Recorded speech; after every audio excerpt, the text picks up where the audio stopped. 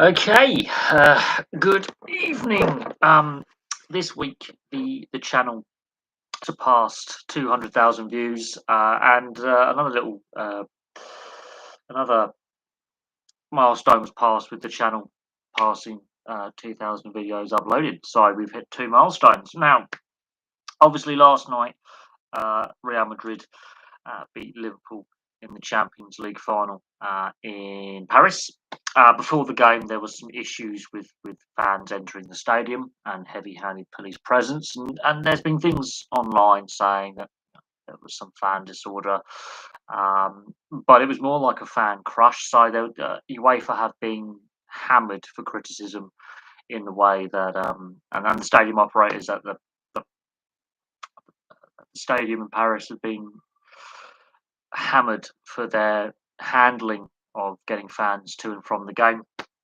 Tear gas was used, and it did delay the start of the match by 35 minutes. Now, whether that actually had an ultimate impact on the final result, and it might have done, it might have unnerved Liverpool a little bit. It might have, you know, caused some problems for them in how they prepared. But it's not the first time games have been delayed. We've had weather delays before. We've had, domestic games delayed because of fans travelling to the stadium, entering the stadium late. So it's not unheard of. But for a showpiece final, UEFA's showpiece final, not a good look. Obviously, the Challenge Cup final, the first final not played at Wembley since the new Wembley's been open. Played at the new White Hart Lane. Stadium wasn't at capacity. That is a concern. The match itself, I mean, while it was entertaining, um, as a neutral and as someone who's dissecting the game, it was highly frustrating looking at the sloppiness of both sides. And bearing in mind, yesterday I had watched all three NRL games. The quality gap is significant. It is there. The pace of the game and the intensity difference is there. So while it was an entertaining game because it was went down to literally the final 3 minutes before it was decided. The actual quality on display left much to be desired, and then the golfing class between Super League and NRL is quite pronounced. The 1895 final took place beforehand. I think when you double header something like this, they should both be on free to air TV. That's another criticism I can name at the RFL. And there's been growing calls to move the Challenge Cup final from London to a rotating neutral ground up north. And with lots of empty seats at the new White Hart Lane, those calls will be growing. Now, I understand that the RFL want to keep the Challenge Cup in its traditional slot of the year, but now that the Super League is a summer league, not a winter league anymore, it doesn't make much sense. Having the Challenge Cup as like a mid-season doesn't make much sense. And since 2018, attendance figures, obviously 2020, COVID, but 2018, 2019, they were the two lowest attendance figures since the war. And I wouldn't be surprised if yesterday's final was one of the lowest, if not lower, than the 2019 final, possibly lower than the 2018 final. The amount of empty seats was deeply concerning, and in a World Cup year as well, which we are hosting in the Rugby League World Cup. That is quite concerning. Another thing which I think was idiotic on the RFL's part was playing it on a weekend when the Champions League final was being played and two playoff finals are also being played as well. Bit of a brain dead decision by the RFL, if I'm being honest. A lot of fans' eyes will be on the Champions League final. A lot of those what I call swing fans, who are fans of multiple sports, would have been looking at the playoff finals.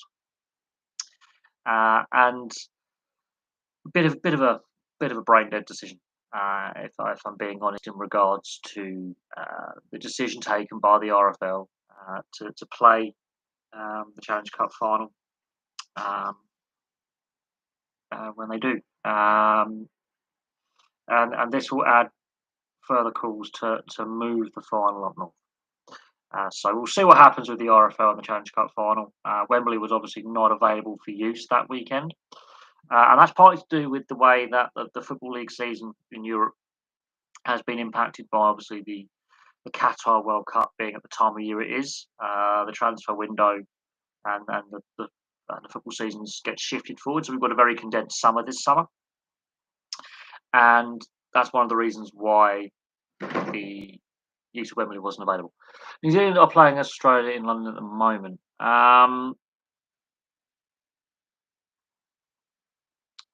Is that in cricket?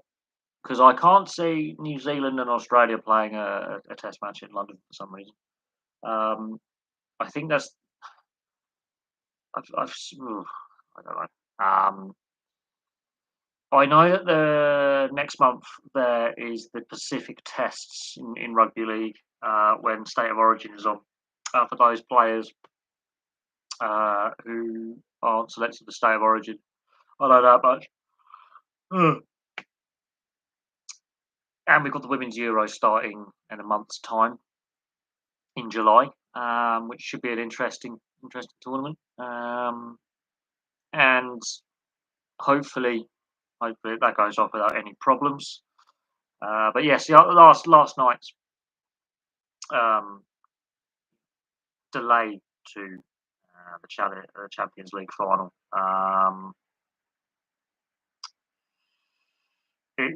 It definitely, I think, had an impact on the way the game was played, the result. Um,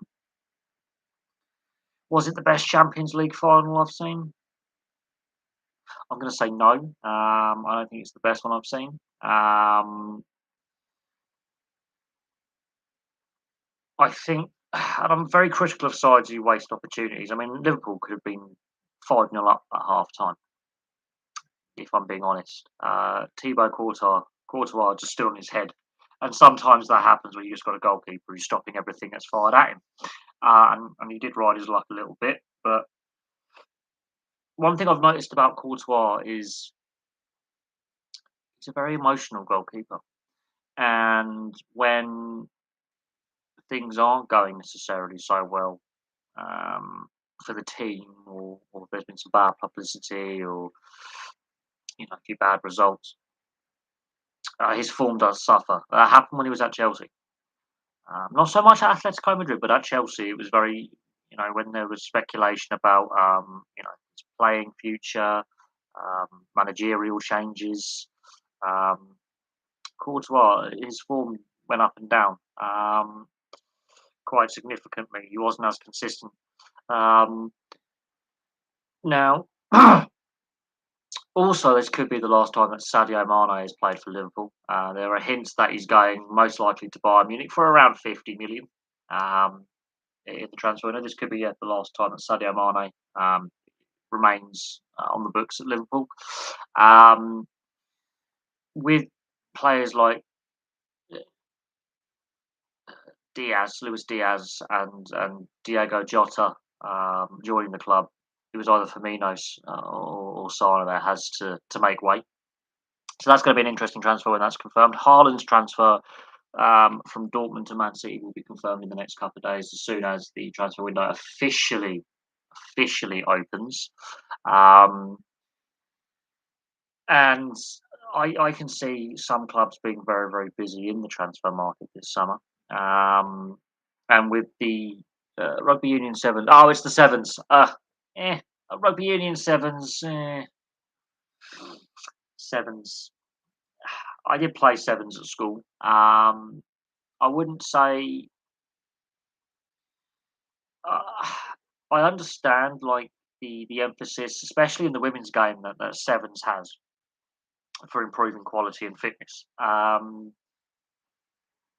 It it maybe should have a better exposure on to the world media. The US have got a very good sevens program. Ironically, the US have some of the tier 2 and tier 3 nations use the sevens programs in a way to develop their skill sets and their fitness. And in the women's game, that's where there's been a great emphasis being put on sevens in the women's game in recent years. I would say the last 5-10 years. So sevens isn't a bad thing, but I, it could be better. World Rugby could sell the product a hell of a lot better than they do, and they it's a great product, but they could sell it a hell of a lot better than they currently do. Um, to a wider audience. I know it's now obviously an Olympic participation sport, so participate at the Olympics, which is a good thing. Which gets sevens to a wider audience and rugby union to a wider audience. Um, but apart from the Olympics, I think World Rugby could do a lot better at promoting this format of the sport, in my opinion. They could do a lot better in promoting the sevens format. It's like rugby league with the nines as well. They could do a lot better in promoting that. But um,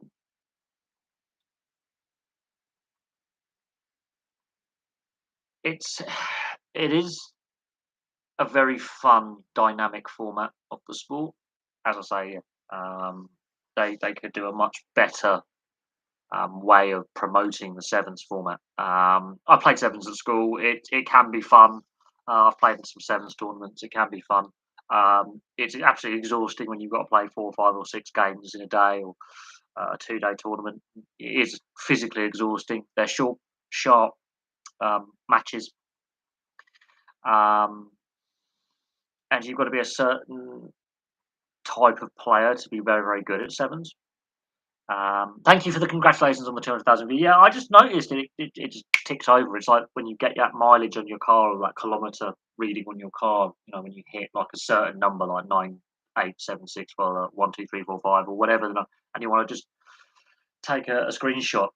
Yeah, we ticked over a couple of days ago, and yeah, I didn't think just over 5 years ago when I started creating video content, which was more of a video diary when I started, to where I am now. 200,000 viewers or views would have been had, and over 2,000 videos uploaded. I wouldn't have thought that just over 5 years ago. Um, it has been a journey, I have to admit, um, and there's been a lot of major sports stories that have like, passed in that time.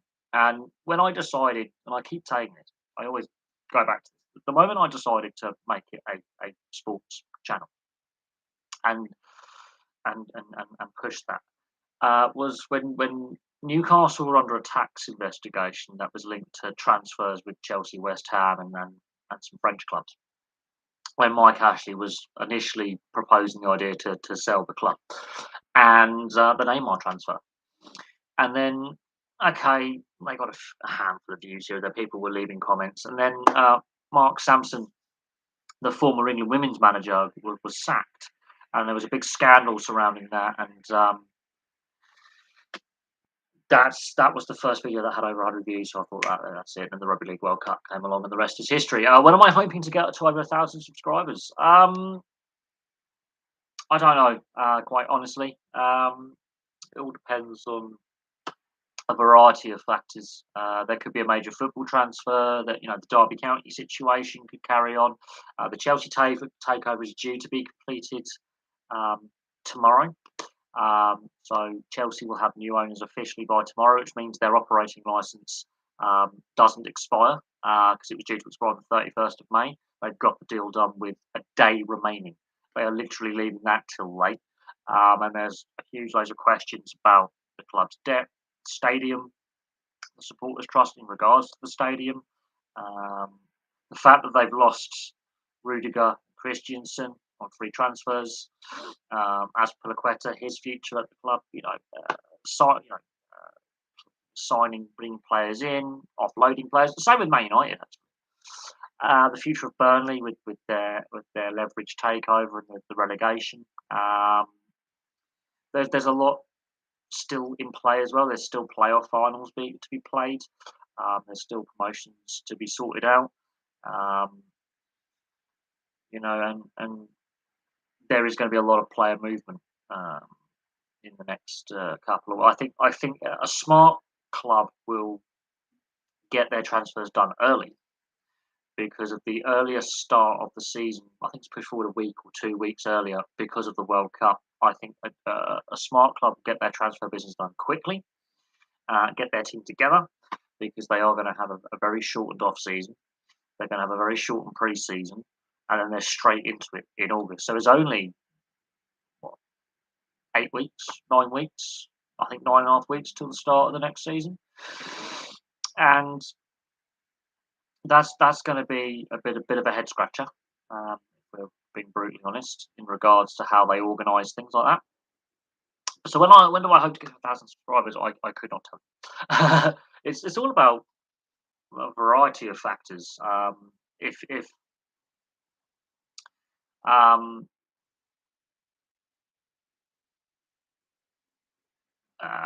it all depends. Yeah, it could be that one big transfer story, that one big managerial sacking. There could be a whole variety of things. So with the Chelsea takeover and Thomas Tuchel's position, that could be interesting. There's a couple of clubs looking for managers right now. Some managers have got an uncertain future. Um, some players like Sadio Mane, for example, could have played their last game for their respective clubs. So there's a lot going on there, and any number of sports stories could crop up. There could be a corruption scandal. There could be, something could happen in one of the major leagues in the US and Canada. State of Origin's coming up.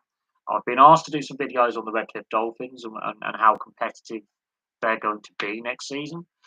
They haven't signed many players, and it's getting interesting with their lack of signing announcements that they've made. So that's an interesting one. So any number of things. Why do European police hate British fans so much? I think it's a misnomer. I think it's the way the press report it, and European police. Have you seen Dutch and German and Polish fans, French and Italian? They're just it's not just a British problem. It's certain aspects of the media, both here domestically and in Europe, um, report on. It's like the Gazzetta dello Sport is the Italian sports newspaper. I'm going to say I'm going to drop a quote, a sort of a quote. It's the Pink newspaper. It does have an English edition. You have to pay for it. It's online. But the Gazzetta dello Sport ran with a headline. We're going back to 2008, 2009. We are going back quite a few years. And the headline read, "Why can't football fans be like rugby fans?"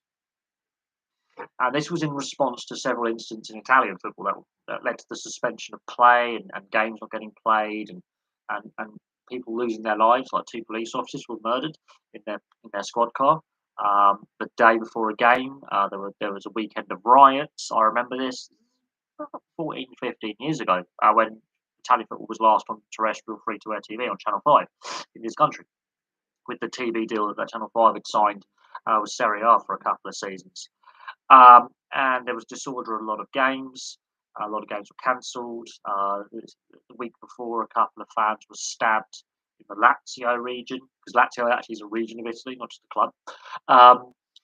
And the Gazzetta dello Sport, which is one of the biggest pure sports newspapers, purely sports newspapers. So if you think about the Athletic online as an online website, the Gazzetta dello Sport is pretty much the newspaper equivalent for its reach, and it's more than just an Italian newspaper. This is a sporting media icon. It's the pink one, which is the reason why the Giro d'Italia winner wears the pink jersey, because the Gazzetta dello Sport sponsors. But that's another thing. And they were saying, why can't football fans be like rugby fans? They can drink, they can be good natured, they can be friendly, everyone's friends. Rome is in Lazio. Rome is Rome itself is actually a separate special province in Italy, but Lazio is the surrounding region and the surrounding region of Italy, because you've got Tuscany, Lazio, Lombardy, Venetia. Lazio is that region of Italy, and hence why Lazio, the football club, got its name. But yes, so the Gazzetta dello Sport, and it wasn't aimed at English fans; it was aimed at Italian fans, and the Italian, middle classes, and working classes, saying, like, why can't sports fans of this sport behave like every other sport? And it was highly critical of the hooligan element of football clubs in Italy. And so it's not just the European police hate British fans so much, but there is an alcohol element, and when British clubs travel in Europe and play in Europe, there's always a lot of fans that there's been a history of trouble, um, and it's not just a British problem. The media wants us to think that we are, the enemy across Europe and portray us as us versus them, but it's not solely the case. Um, Australia have won the London Rugby. As I say, look, Sevens is a great product. World Rugby could do better at promoting it. I didn't even know it was on today. I knew there was some world rankings that had come out in the last couple of days, ranking the nations in the men's game and the women's game. I didn't know there was a London Sevens on the World Sevens calendar. Um, and that's me being honest. And I'm a sports fan. I didn't even know it was on. So they can do a much better job of promoting the product. I have now seen the first set of adverts for the Rugby League World Cup tickets for the Emirates Stadium. So I've now started to see some advertising for the Rugby League World Cup at the end of the year and some promotion of that tournament, which is good to see. Again, I would like to see a bit more. Do I think Klopp is arrogant? Depends on your point of view, and it depends on look at his body of work. I think he's developed as a coach. I think from when he started at Mainz to Dortmund to Liverpool, he's had a career progression. I find him one of the more likable managers out there in response because he actually does have a personality. Whereas Mourinho is one of the more disliked managers in the sense that his battles with the media, although he seems completely different now at Roma to where he was at other clubs he's been at. I wouldn't say. Well, look at what he's achieved in the game. I think he's allowed to be arrogant to a certain extent. I think he's allowed to have that. Uh, Considering that midway through the season there was an 11-point gap between first and themselves, to close it to one isn't bad going, and to take it to the last day of the season. Make it to 3 Champions League finals in 4 years, and still get 2 domestic trophies. I wouldn't say it's a bad season. And the only reason why they're not classed as the big two is because of the UEFA coefficient and how the prize money is distributed. But the winner of the playoff final gets more money than the Champions League winner. So work out that how you will. The wealthiest game in club football is the Championship playoff final, which is ridiculous. Shouldn't be the case, but work out that how you will. Look, he's got his club to 3 finals and taken the league title race down to the last day of the season. I think he's allowed to have a bit of arrogance there. The concern, if you are a Liverpool fan and if you're a neutral, is they haven't scored in those 3 finals. 2 went to penalty shootout against Chelsea. And Courtois, an ex-Chelsea player, stood on his head last night to prevent Real Madrid going 5 or 6-0 down by half-time. But I don't like the club, but I like how the club play their football. It's a difficult one. I like players who play for Liverpool. Some individual players who play for Liverpool. I like the manager. I don't like the club. Does that make any sense? It's like Manchester United. There's been some players that have played for, you know, there's some players who play for Man United over the years who I'm a massive fan of. Don't like the club, but I can like the player. I thought the playoff. I thought the Championship playoff final was next weekend. Ask me why. But if not, I'm not having a laugh. Seriously, look how many saves Courtois made. Seriously, it could have been 5 or 6-0, and I'm not joking. I'm not having a laugh. Being deadly honest. Rewatch the game. Rewatch every single save that Courtois pulls off. That if another keeper's in goal, at least. Seriously. Is Liverpool's own fault for not scoring that Champions League final? No, the VAR actually is correct. And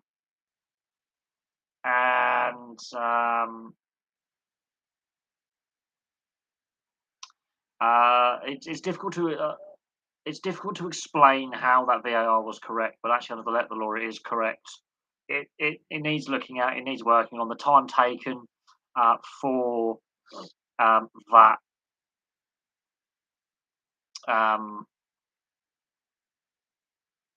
It has now been confirmed Nottingham Forest have beaten Huddersfield 1-0 and they're back in the Premier League since '98, I think, or one. Look, you're a Man United fan, so you're going to have a biased opinion on that. But I honestly, it could have been 4-5 or 6-0. The chances they were creating on another day, they have just scored them. Look what they did to Man City in a similar vein in the FA Cup semi-final, played exactly the same way, and were done by half time. The fact they nearly lost the game in the second half is another thing.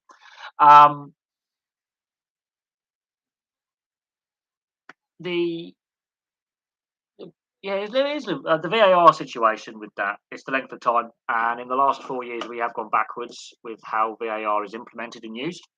I'm not going to lie. I do think that and I'm being deadly. Oh god, this one's broken. Okay, so one of my fidget spinners is broken. That's really annoying. One of my fidget spinners is broken.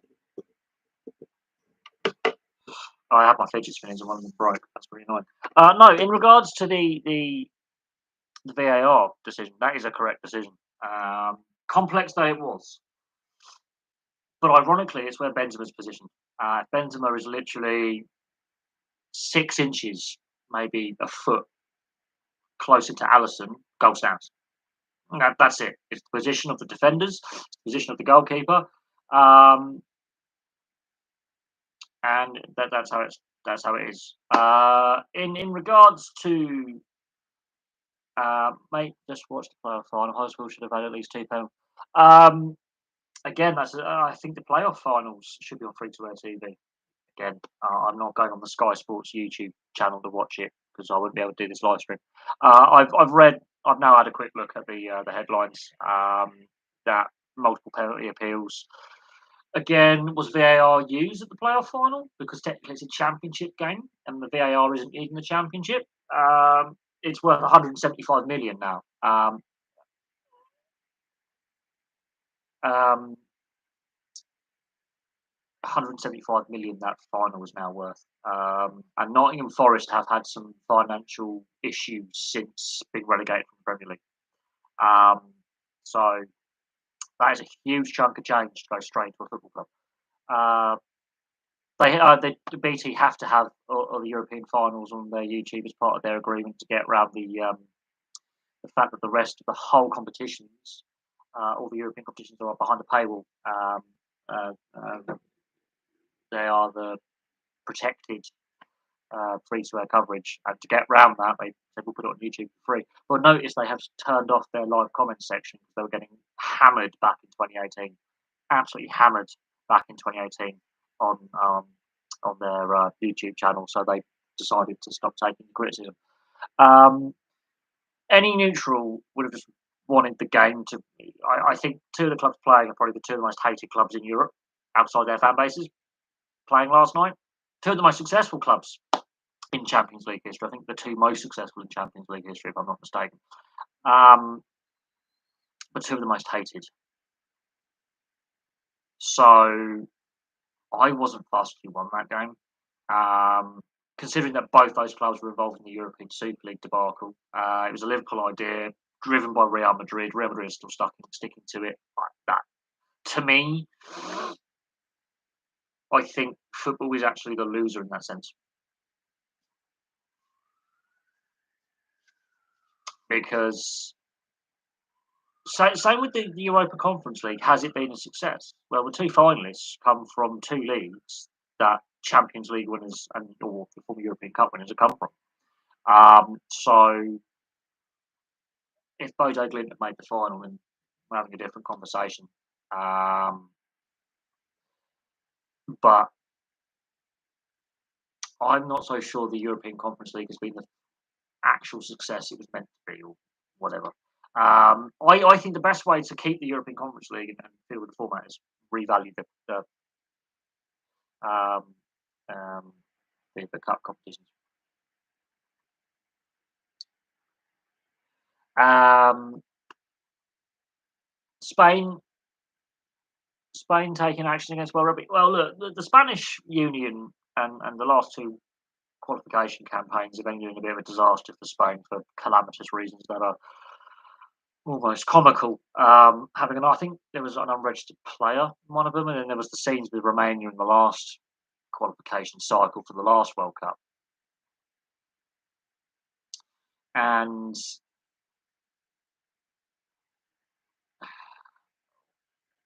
how that works out with the World Cup being next year is going to be very, very interesting. And if they lose their appeal, then that could be a financially ruinous situation, and it could also damage the growth of the game in Spain. I wouldn't say Real Madrid is the number one sports club in the world. I, I wouldn't go that far. I think it's the second most indebted in the world after Barcelona, but I wouldn't go as number one. That is again, you've got to look at valuation of what the brand's actually worth. It's all again subjective because on one list you can say the most valuable sports assets, on another list you can go biggest fan base. My thoughts on the Wrexham Grimsby game. Who actually won that game? I knew it was 4-4 at one point. I was watching the Challenge Cup final, and I'm going to get back to the Challenge Cup final in a minute with the stadium and the empty seats. Actually, I don't really have a. Yeah, social media followers is Grimsby's got back up. They'll be relegated within the season. I think Wrexham will probably be the top team in the National League next season. Grimsby, ironically, their home stadium's in Cleethorpes. So great, yeah, Real Madrid have the most social media followers. Yay! I couldn't care less if they had a billion. They are a toxic club with a toxic fan base, with a toxic president, with really bad business model. And while winning the Champions League will keep Perez in his position for a little bit longer, there is a definite growing unrest within the members.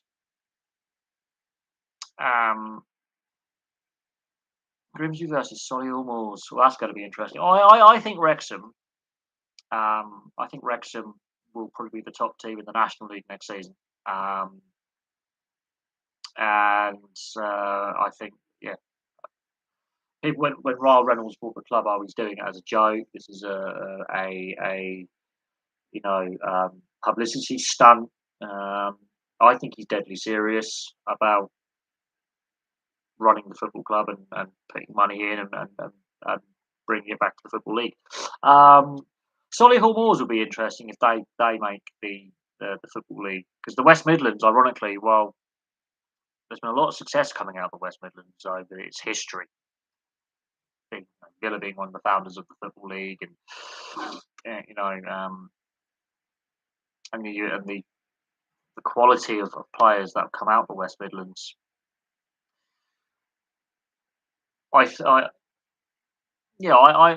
if they've got the problem is if they're on a very small budget, that step up to the Football League, it can be difficult and it can be ruinous.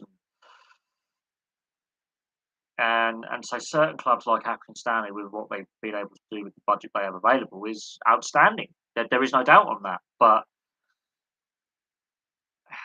if you're operating on very tight budgets, which I think will only get tighter for next season with these the constant rise of prices and uncertainty around the economy, I can see some more clubs getting into financial distress from next season. I'm being honest. I think the financial situation isn't great. The fact that they've only been around for such a short period of time as well, similar with FC United of Manchester,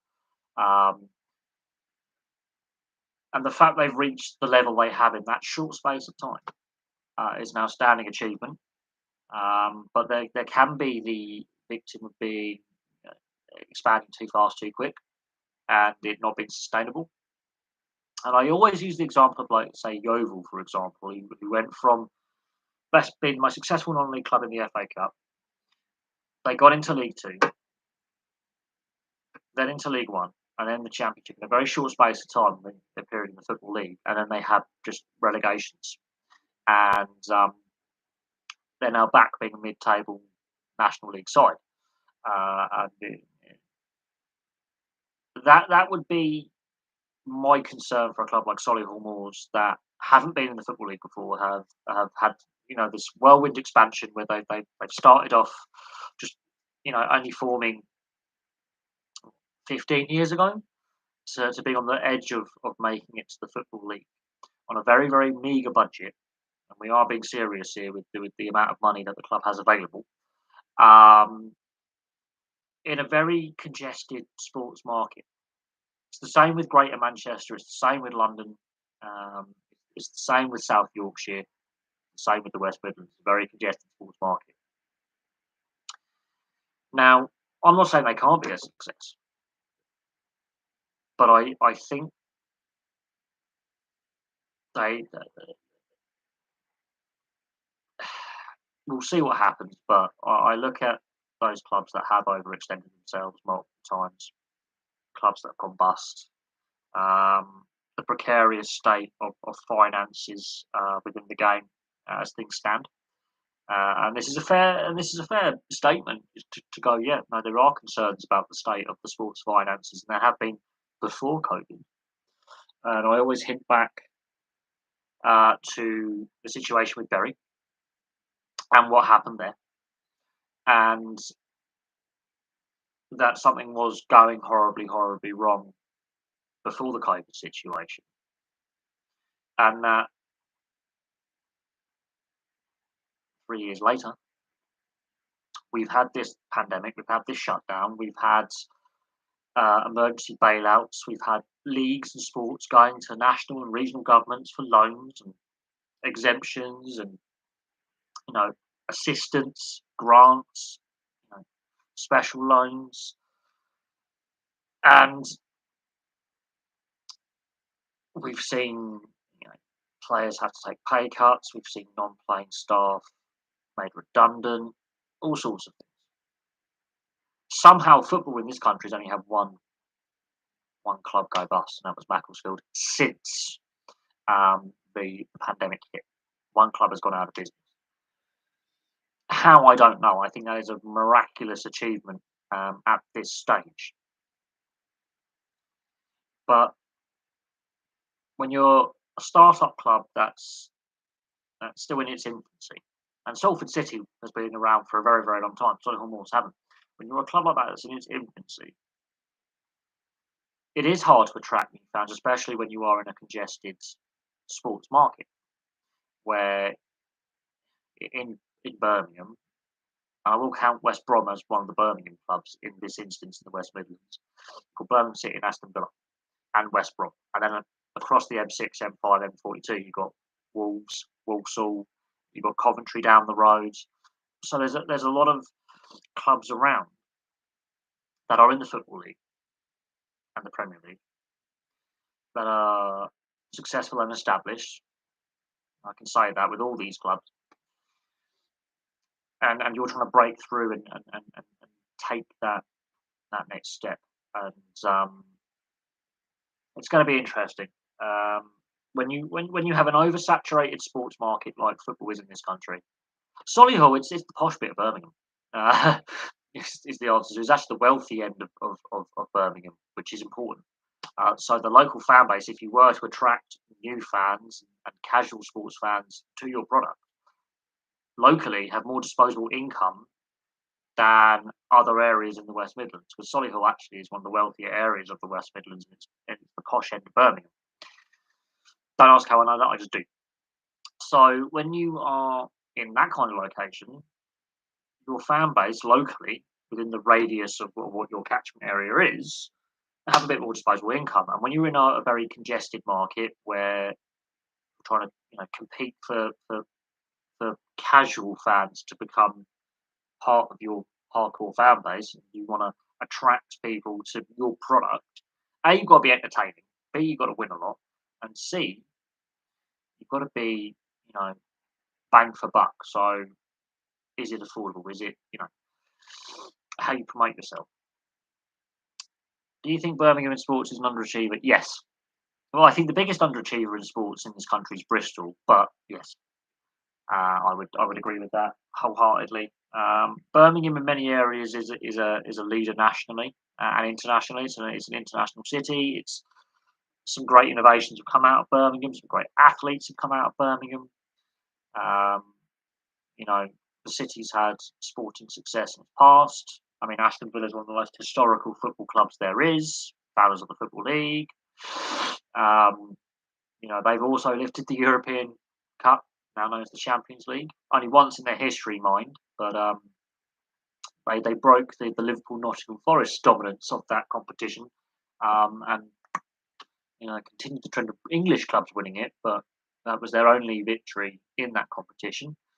So success has come. Birmingham City won the League Cup. Villa have won league titles and FA Cups and League Cups. So success has come to the city in a footballing sense.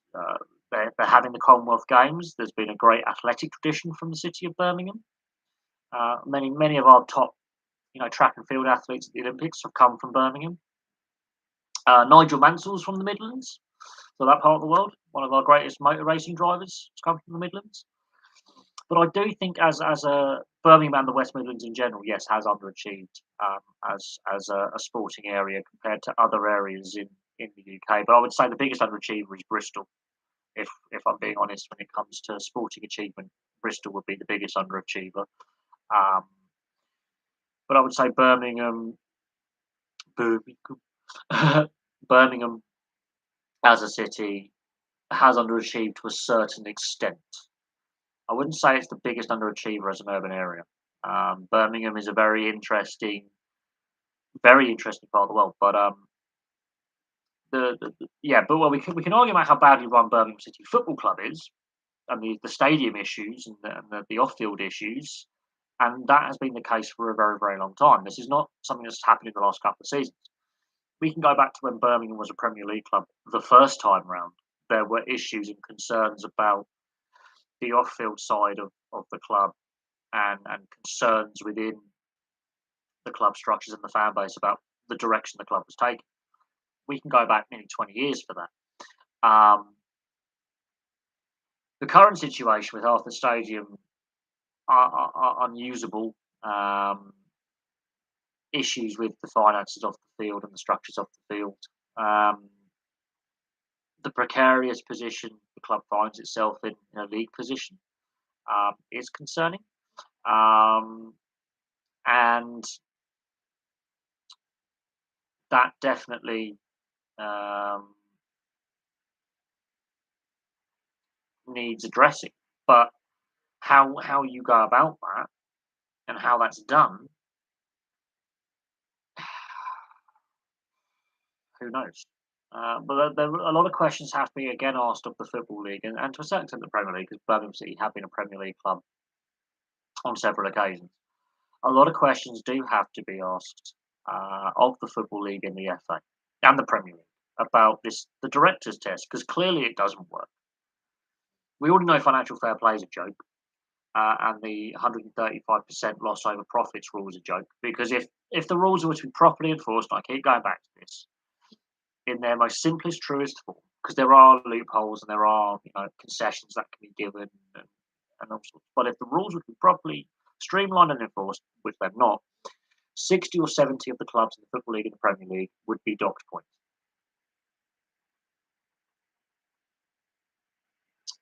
Simple. And Birmingham City, who are those clubs, in trouble. Well, look, the bookies are already putting down Man City as favourites for the Champions League. They've never won it, so don't believe what the bookmakers are putting you down as. But the ownership is a concern. This is not something new. I've done videos on Birmingham City before on the channel. Not many, but I have done videos on Birmingham City before. And there is growing unrest within the fan base. There is definitely I wouldn't say a militancy with the fan base, but there's no trust. With I don't understand this. Why buy something to lose money? If you are a wealthy businessman, professional sport and football should be a no-brainer to make money. This is where I'm surprised that all these massive losses and how the sport is hemorrhaging cash, has been hemorrhaging cash for years at certain clubs and certain leagues. This is what gets me. Football should be automatically profitable. Should be. Now, when the owner's saying we made some cutbacks, like we need to make some more budget cuts, that says to me that this is an asset stripping owner who's using this as a tax write off to get a tax rebate, and there are rules around that. He's an overseas owner. But then a lot of questions have to be aimed at the Football League and the director's test and how he was able to get a controlling stake in the football club and how he has basically become the owner. A lot of questions have to be asked of the Football League yet again. And the Football League, in my opinion, and to a certain extent the Premier League as well, have failed alongside the FA in protecting the sports assets, which are the clubs. The Chelsea situation sums that up. The Derby County situation sums that up, and the collapse of Bury and Macclesfield over the last 3 years sum that up. The near collapse of Bolton over the last 3 years sums up the situation that I find looking at from the outside in as an outside observer. And I'm not an expert on financial matters. I'm not an expert on the intricacies of contract law when it comes to business contracts. However, I've had some experience in working in a law office. I've had some experience in dealing with conveyancing and contracts and financial arrangements. Why would you go into what should be the most profitable industry in the world? Professional sports should be a no-brainer. Should always make money. It should. It should. How professional sports can lose as much money as they do with some of the bad decisions made is beyond me. When there are rules in place to stop that, so I can understand that the fans just having basically. I can see either mass protests or mass boycotts, and a lot of questions again being thrown at the Football League and the FA in this instance because I believe the owner took over the club after the relegation from the Premiership. I could be wrong there, but I know Birmingham City's had some troubled off-field issues financially for many, many years. To a certain extent, the Premier League as well, because of the parachute payment. Questions have to be asked of the governing bodies of the sport in this country about the situation at Birmingham City, because the asset has not been protected. Bury and Macclesfield, they were not protected. Derby County right now, not protected. The Chelsea situation, complicated, but should never have got to that stage. So the assets haven't been protected for a long, long time. And oh, so nice. And so when we are discussing clubs in difficulty and bad ownership, it's it's troubling. And if anyone tells you that the German model's the best, or the Spanish model's the best, or whatever model's the best, no model is perfect. There's a reason why Barcelona and Real Madrid have got between them over 2.2 billion euros in debt. There's a reason why Valencia can't finish their new stadium. And they've been bankrupt twice. So anyone says that the Spanish model where you elect a club president, or the German 50+1 unofficial rule is the best, or the Italian model is the best, or the English model. It's not the case. There is no perfect ownership model, but there are rules in place that are not being correctly enforced and haven't been for a long, long time across all the European leagues that are leading to the situation at Birmingham City or Derby County, whatever. Did a lot of clubs in the 2007. Right, okay, I've discussed the collapse of ITV Digital, what was ITV Sport as their pay-per-view network, and how Setanta came in and then collapsed, and how BT Sports now come in and is losing money. I think it did. I was a lot younger. We're going back like 20 years. I mean, I was just a kid at the time, but I do remember it not lasting very long, and it almost bankrupted ITV itself. ITV nearly went out of business, and they had the right to the Champions League at the time, and the F1, um, and a few other sports as well. And ITV as a company 20 years ago nearly went bust because of the collapse of their sports subscription arm. Their news channel, they had a 24-hour news channel, that doesn't exist anymore. They had the sports network, that doesn't really exist anymore.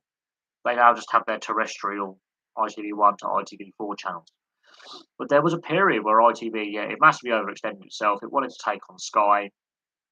Um, it basically nearly bankrupted the whole TV network. Yet they were given the operating license, even though there were some concerns about the finances that they had and their projections. They were still given that operating license to expand into that segment of the bandwidth, and it nearly killed them. I think it did have a knock-on impact, but not as much in England. I think more so in Scotland with Setanta coming in and collapsing with what happened with Gretna and Rangers and Dunfermline, Livingston and other clubs. Um, but it had knock-on consequences that are still being felt today. David and Drysdale picking up historic playoff numbers. Well, the Battle of Alberta now finally has relevance again for the first time in a long time in the playoffs, which I think has had mega TV ratings. And with the lack of playoff success both teams have had for a very, very long time, the fact that that playoff series had relevance, I know it was a bit one-sided by the end, but the fact it has relevance is important. The President's Trophy curse has now hit the Panthers because they're out. Pat Maroon has 14 consecutive playoff series wins, which nearly equals him with the Islanders. He's one short of the Islanders' record of 15, so he's a dynasty unto himself. I've seen that meme on the internet. Playoffs in general, I haven't really been watching them. If I'm being fair, and I know that's a bit wrong of me to say, but the Jets aren't in the playoffs, the Coyotes aren't in the playoffs, so I have no interest when the teams that I follow aren't in the playoffs. If that is a fair assessment, I think it's going to be. I think this one is the most difficult to predict who's going to win the Stanley Cup because the only teams left, only one of them has won the Stanley Cup since the salary cap era, and that's Tampa. So since the salary cap era, there's only one Stanley Cup winner, and that is Tampa, and they're going for 3 in a row. They've got the Rangers. I think the Rangers are the next opponent. I'm not.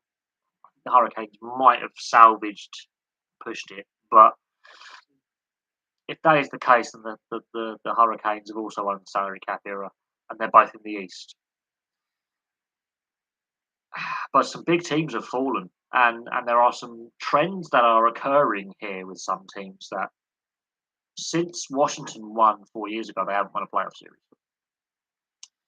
Pittsburgh going out in the first round. St. Louis, well, they're a decent side. Can they repeat what they did in 2019?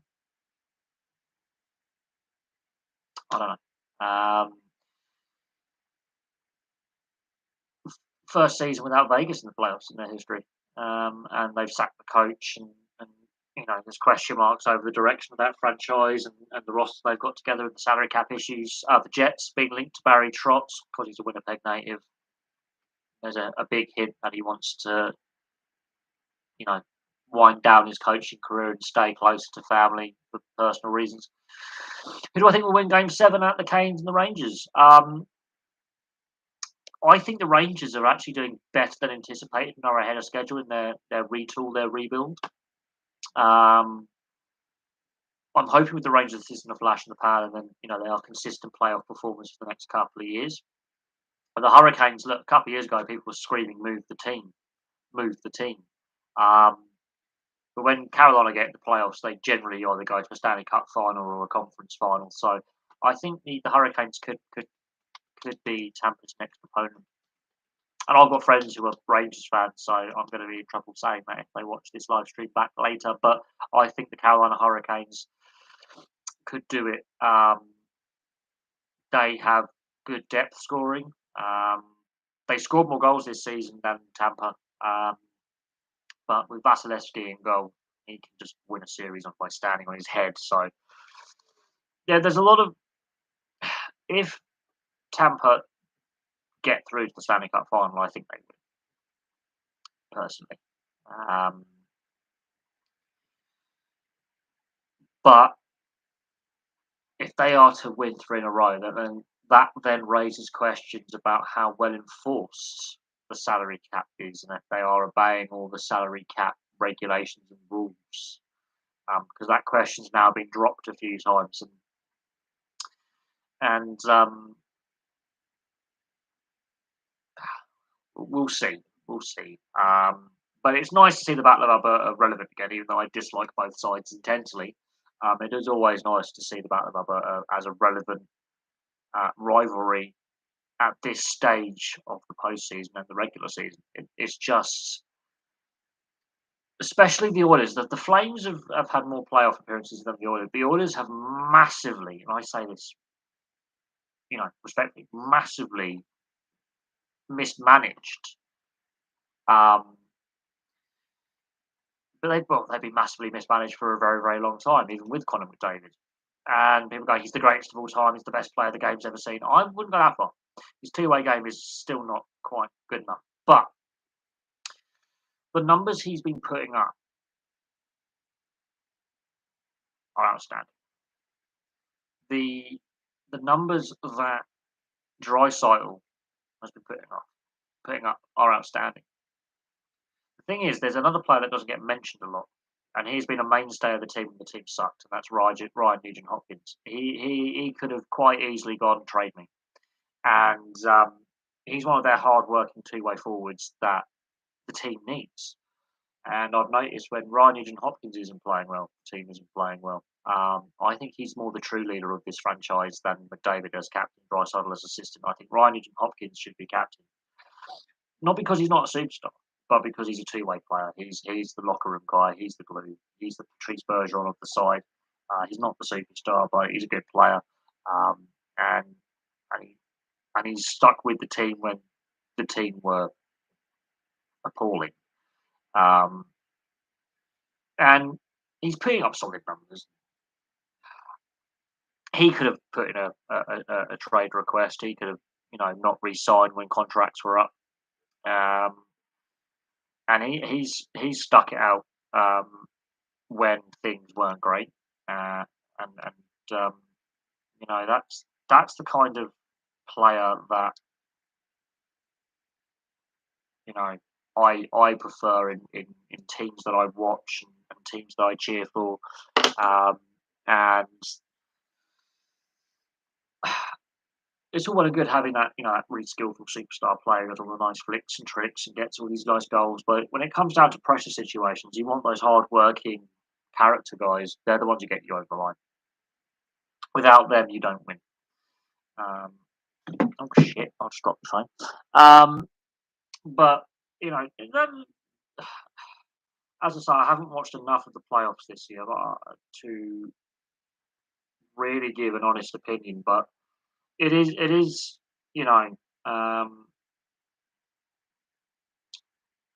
as I say, I think it's good for the league when the Battle of Alberta is a relevant rivalry again, because that really boosts the viewership figures on TV and on the internet and on the apps and stuff. Yes, I think it does. It does. It could do with a better. I say this with a lot of sports. It could do with a better media agreement. It's on Premier Free Sports, but it could do with a much better media agreement than it currently has. And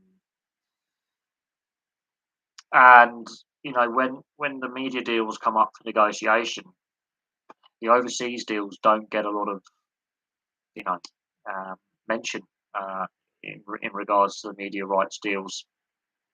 Of course they do, but it's mostly with the domestic market, and you know ESPN getting the rights in the US was a big thing, massive thing, and that was part of the reason why the NHL were very concerned about their CBA lapsing. Then COVID hits, their return to play talks, getting Seattle into the league when they did, and that was vitally important for the current TV deal that they have.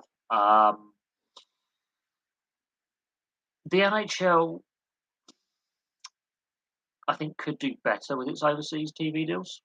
Um, I don't know enough about their TV deals for the rest of Europe to make a fair comment.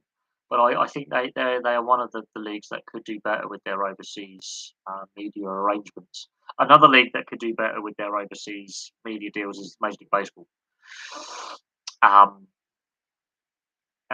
I recently put a discussion post up on the channel page in regards to what leagues or sports you want to see more coverage of. So I put the major leagues down, and one of them that got positive was the NBA. Now the NBA does have a very good overseas media deal. Very popular in Australia. Has a media deal here. Very popular in Europe, from what I can gather, because basketball is a very popular sport in continental Europe. And I also got asked the question, the NBA coverage is not getting talked about a lot domestically in the US and Canada. There's not a lot of discussion about it. Da, da, da, da, da. If I'm being brutally honest, from what I've seen on social media and what I've seen, uh, especially on the British sports news, yeah, no, it's not getting the attention it has done in previous years. I think Canadian sports is growing. Look at TV viewing figures between Canada and Jamaica World Cup qualified. Um, well, look, Canada's a very interesting sporting nation. Very interesting. Um, their football team qualifying for the World Cup not only made national headlines in Canada, it's gone and gone global. That's one of the trending things on social media in recent weeks is the Canadians are going to their first football World Cup since 1986, and the 2023 Rugby Union World Cup is the first one without a Canadian team participating because they failed to qualify. So two sports are going in two different directions. Um, but there is a big West Indian population in Canada anyway. There's a very big Jamaican population actually in Canada, and that's to do with it's the former British Empire, the British Commonwealth, and visa restrictions and rules. There's a lot of Jamaican athletes who are in the NCAA and Canadian university programs where they train. And there's a big West Indian community in Toronto, so there's a reason why the Canadian Jamaican TV figures were pretty good. There's a big West Indian community in Canada. The Subban brothers, for example, are actually of Jamaican descent, so who play in the NHL. And their dad has actually got a Jamaican citizenship, so you have to bear that in mind. But yeah, Canada is a very interesting sporting nation. The CFL, however, is in trouble. Their CBA, they're playing without a CBA. So when I have been asked this question by those who are not familiar with what CBA stands for, which is Collective Bargaining Agreement. It's basically what you would find in industry as well, when a trade union and an employer, be it in state or private industry, are having pay discussions and work issues, and there's a labour unrest, and you put down an agreement in place where you say over the next 5, 10, or 15, or however many years, this agreement cannot be broken. We have to get regular pay rises of inflation plus a couple of percent every year. The employer agrees to that. If there's any breach of that, that can lead to strike or being locked out of your employer, you know, that kind of thing.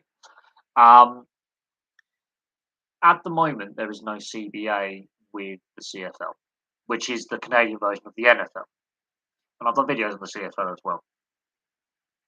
And that is troublesome. I'll have to do a video on that and explain um, how dangerous that situation could be for the CFL as a league that's trying to fight for its survival. Because there's only 9 teams in the league at the moment. There used to be a lot more, and there's money issues within the league. Half the team, well, over half the teams don't make a profit. Um, there are massive money issues. They did not have a. They completely uh, suspended play in 2020. They didn't play a single game. They said, well, we're not going to have a season. We cannot play with no fans in attendance. It would bankrupt all 9 teams. So we'll mothball all 9 teams for a year and we'll come back in 2021, which they did. So they're currently playing without a CBA, which is concerning. The longer that continues, the more worrying the situation becomes should there be any issues.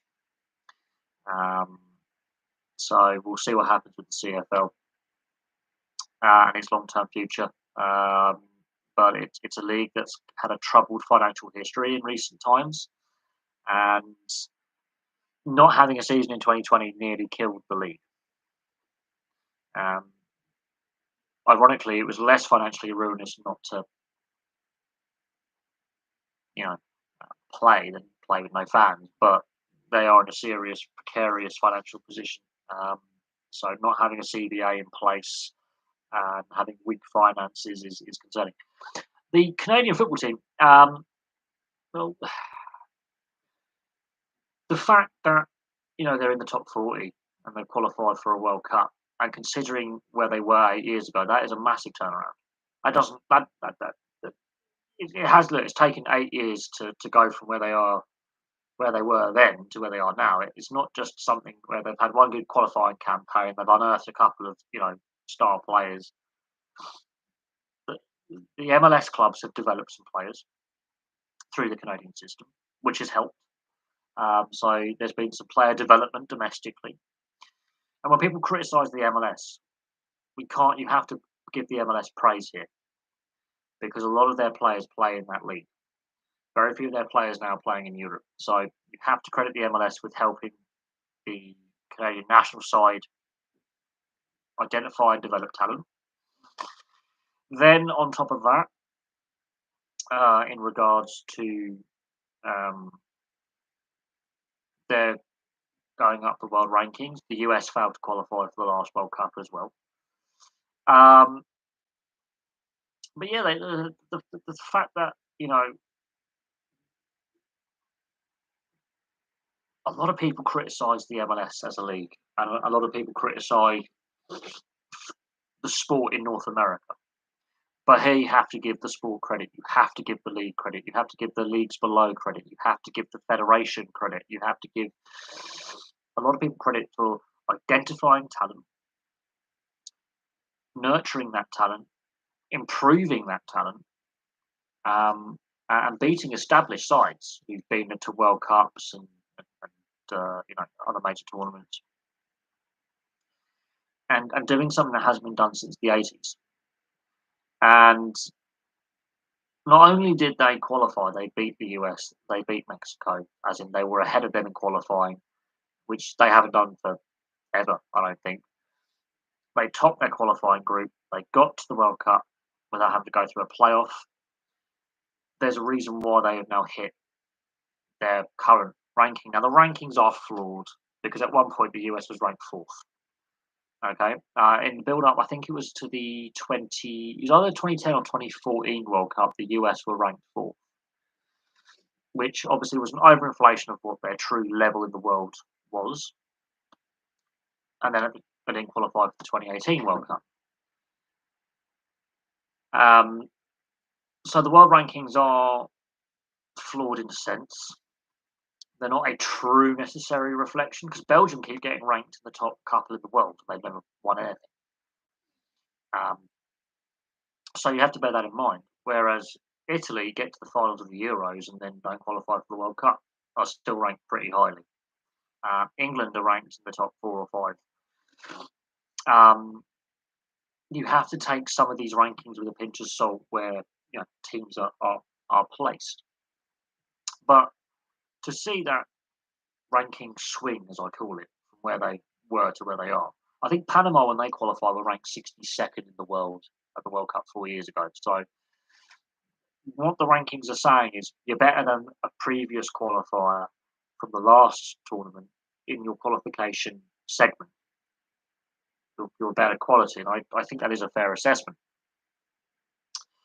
Um,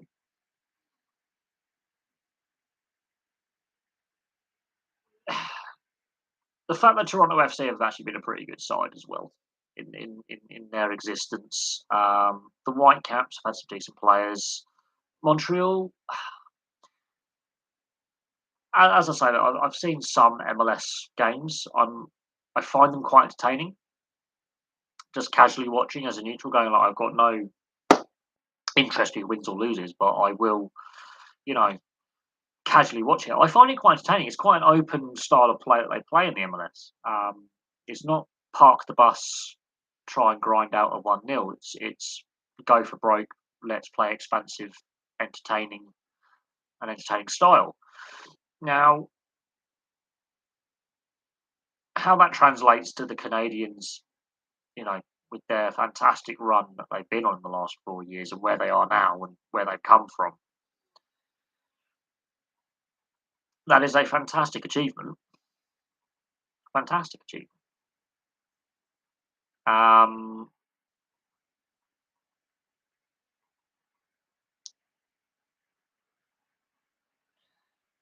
what they do at the World Cup, we shall wait and see. But I do think the fact that the World Cup is being played over the Christmas period in December, at December time, may actually be an advantage to the Canadian team because a lot of their players are based in the MLS. I think that might actually be advantageous to them.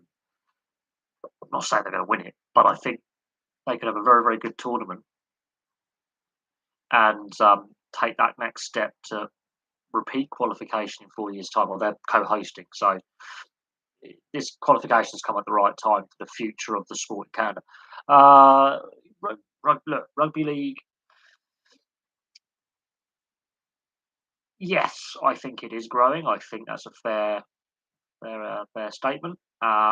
The issues, though, with the Toronto Wolfpack and the Ottawa Races and what transpired with the failure in the Super League format with those teams has to be a concern, though.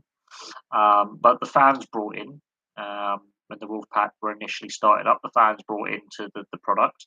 The fact that the RFL and the Super League screwed up the product and ballsed it up badly is another thing.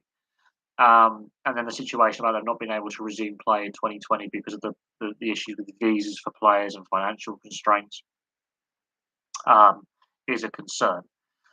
But if the sport is to truly grow, not only in Canada but in North America in general, I think the NRL has to be the body taking the lead in growing the game in North America. The Super League and the RFL have clearly fouled up. They should not be anywhere near it. But if the sport is to truly get a footprint in the US and Canada, the NRL has to take the lead. There's already been, proposals of taking regular season games to the US. Now, whether that's Magic Round or the All Stars game or a State of Origin game, um, that's been floated and discussed. How likely are we to see that kind of thing take place? I think I think it could happen within the next TV cycle. I think it could be a good way to grow the game and grow revenue for the Australian sports market. It'd be a good way to grow revenue. There's clearly an interest in the sport. I think rugby league is a simpler sport to sell to the US and Canadian markets than rugby union. a simpler version of it. Um, it will be interesting to see how that plays out. But absolutely, the idea they've taken a state of origin game to the LA Coliseum before I think it was back in the 80s, if I'm not mistaken. I'll have to check on that. But they've had Tina Turner, do advertising campaigns back in the 80s and the 90s. They've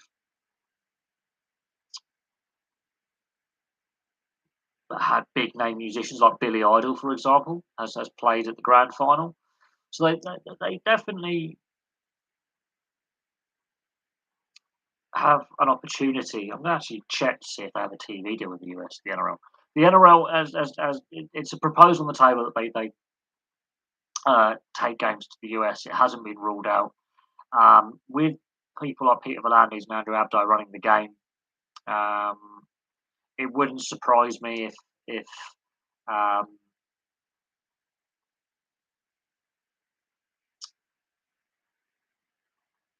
um, let's have a look. Let's have a look at the TV deal. But it wouldn't surprise me with the links between Australia and the US and Canada historically. Um, let's have a look at international broadcasters. Here we go. Yes, it is broadcast. It is broadcast in Canada and the US. Um, so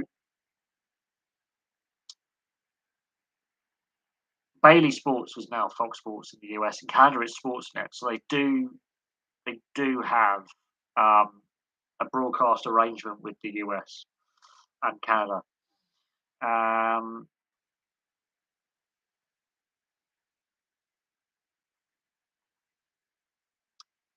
so that is exceptionally interesting.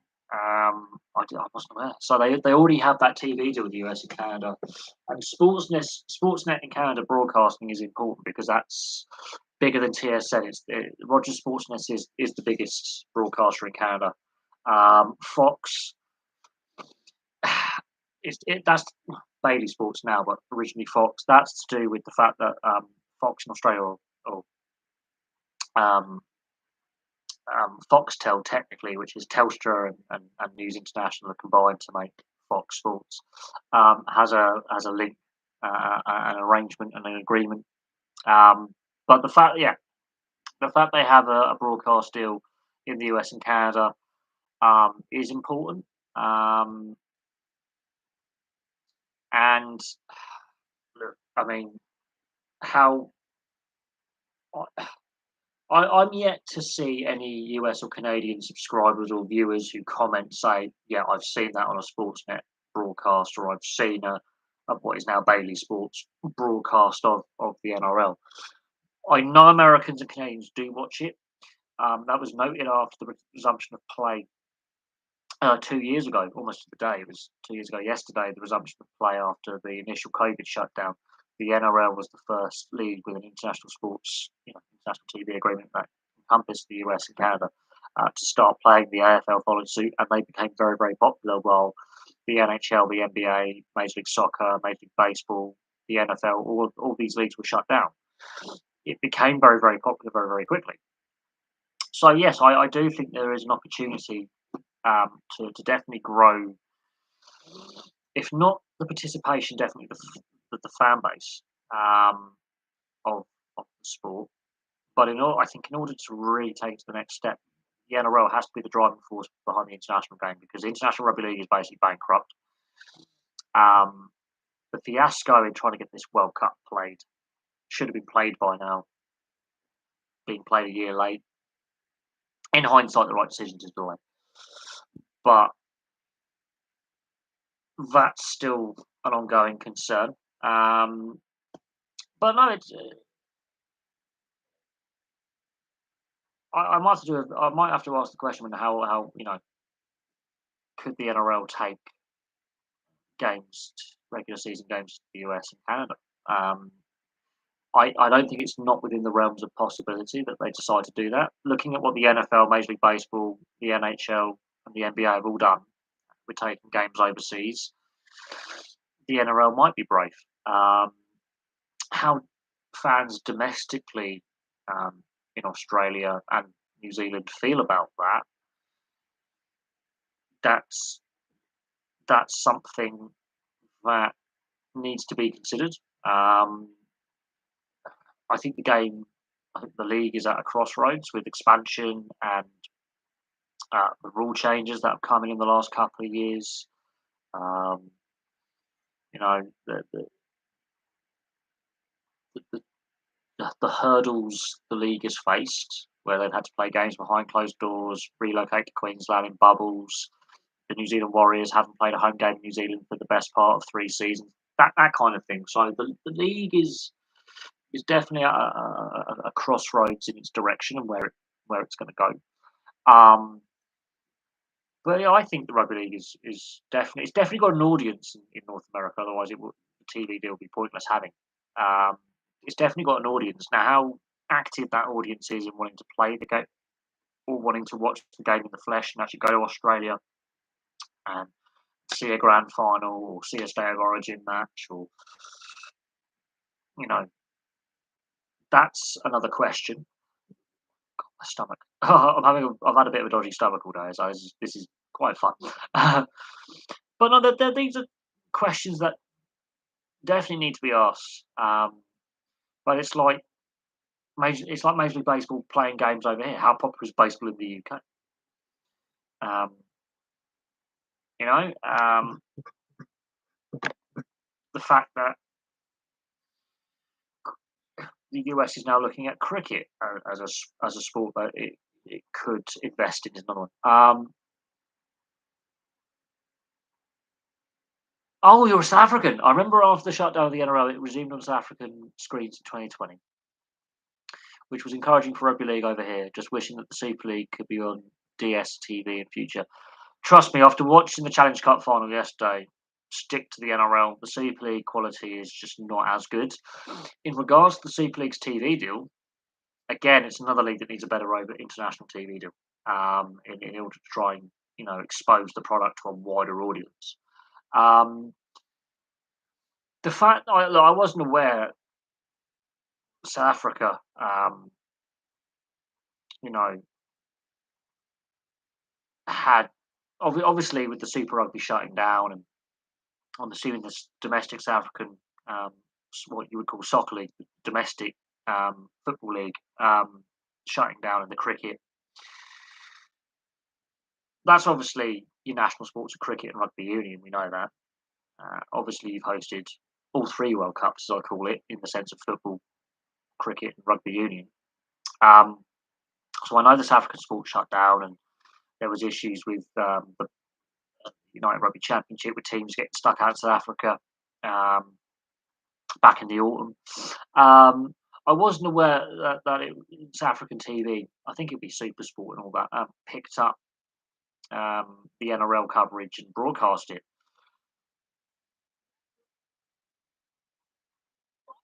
The NRL does a very good job with its worldwide streaming service, the NRL.com. It does, which is how I consume it.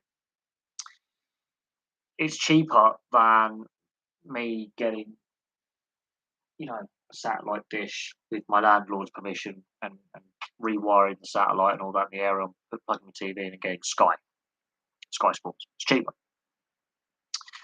The Super League could do better in regards to its domestic and overseas TV package.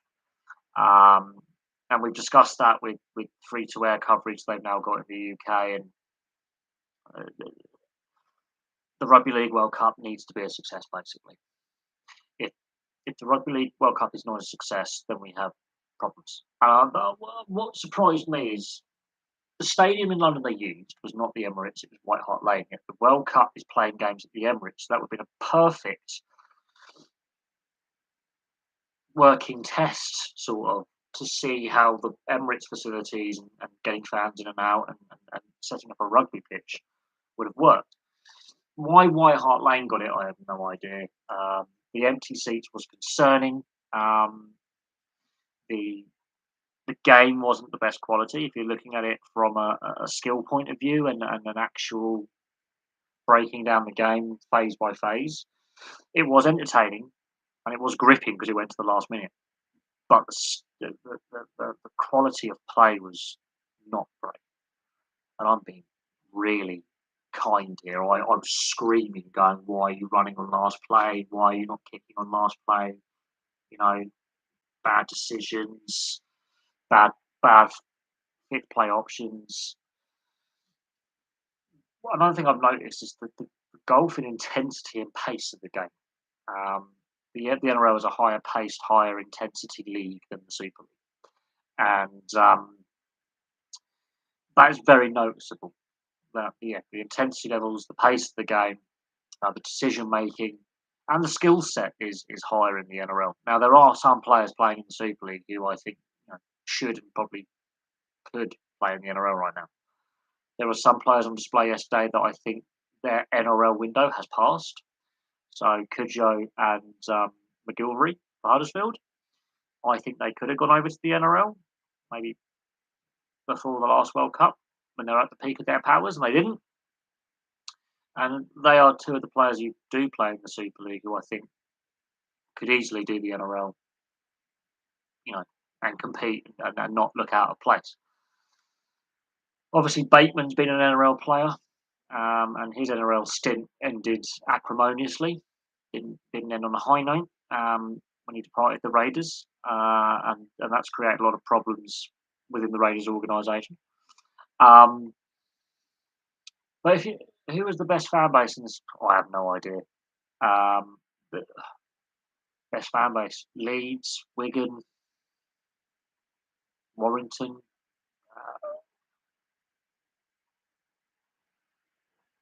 Now you're asking one of the whole clubs, maybe. I mean, the whole clubs, the two clubs in Hull have actually got that is a city that has two Super League clubs. How that's possible, I don't know. I couldn't tell you who's got the best fan base. Um, but that's my opinion on that one. I couldn't tell you who's got the best fan base. Most disappointing player out of the 5 NHL teams still left. The fact that Mike Smith's conceded a goal from, was it the opposition blue line or something? Or the halfway line. I think, Mike Smith and Everton net possibly the most disappointing player still left. But he's a veteran player, and this might be his last playoff run. He might retire after this. But Mike Smith, I think, would be the Everton goaltender. I think. But as I say, I haven't watched enough of I haven't watched enough of the NHL since the NRL season started a couple of months ago. So the last 2.5, 3 months, I've sort of tuned out, and I don't watch the NHL as religiously as I did 4 years ago. Let's say. That's not to say that I don't enjoy the game and the product, but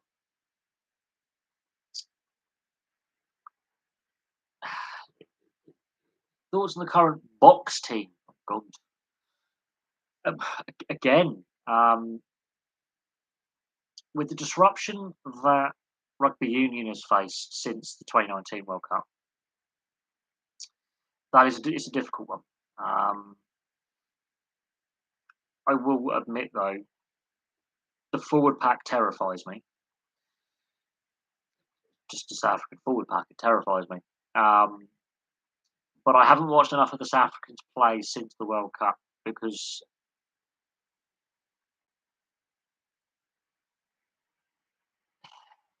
some of firstly, the Springboks didn't play for a whole calendar year, whereas other nations got back up and running. Secondly, the what we call the autumn internationals here in the Northern Hemisphere, what you would call your spring or summer tours when you come to the Northern Hemisphere, they're on Amazon now. They're not on free-to-air TV anymore, which is met with a lot of criticism. How long that deal lasts, we'll see. But that's met with a lot of criticism, and not everyone wants to get Amazon Prime, and a big push to get it back on free-to-air coverage. It'll be interesting to see how the tours down under, as I call it, the summer tours for us, uh, how how um, how they play out. Um, and there's going to be some squad rotation. There's going to be some debutants, but whenever I look at a South African side, you've got Eben Estebeth and Lou Diaga and players like that in your tight five. That's terrifying. Um, but South Africa always put out a very physical, hard-working, physically fit side. It's a disciplined side that is generally a problem for South Africans. But they steamroll oppositions. Doesn't matter. They play a certain way, and it's been successful for the best part of 30 years. They're not going to change. Smith has been doing well under the circumstances. He's got good stats. Second last year, probably. Contract is in 2023 when he turns 41. The fact that Craig Anderson's still going, probably Mike Smith might decide to go for one more year. Um, Koskinen, I feel sorry for Koskinen. It's not his fault that there's been times this season where he's been thrown under the bus a little bit when the team in front of him isn't playing well, and you're facing a firing squad every night. I think that's not fair on him. Physicality and team unity has always been the biggest strength. Yeah, the South Africans, it doesn't matter if you do have skilled players like a Brian Habana who's pure pace. He was still brutal in defence. He would still line up an opposition player and smash them. One of my favourite players who's played for Springboks, Pat Lambie. The game was so physical it caused his early retirement. He's the same age as me. He retired when he was like 28, 29. Pat Lambie was one of my. He didn't shirk from the physical contact, and he was one of the smaller players. Um, so that they Gio Aplon, one of the smallest players to play Test rugby in the professional era. He's shorter than me, a little bit bulky than me, but not much heavier than me. And I'm quite a lightweight individual, I'm quite a stringy individual. He didn't shirk away from the physical side of the game. I remember Joos van der Westhuizen in '95, 2 broken ribs, taking out Joe Lowe in the final as a kid. Um, so they've always had that physicality, team unity, and their cardio, their fitness is ridiculous. Even when the team isn't playing as well, skill wise or getting results, the physicality is always there. But they are just, I don't know what they feed them on the high veld near Joburg and Bloemfontein or down on the Cape or in Natal. I don't know what they feed them, but probably wildebeest or buffalo steak or something. Um, but they always have supreme athletes. Their skilled players are still brutally physical and will still run you over. And even their small guys like Faf de Klerk, he will take on like a second way forward and dump tackle him. So they have that mentality of we're going to fight you however big or however small you are. We are just they're always in your face. It's like, I mean, I played alongside some South Africans when I was at school and when I was at my local rugby club. They are built like granite. Best way I could describe a Springbok is they're built like granite.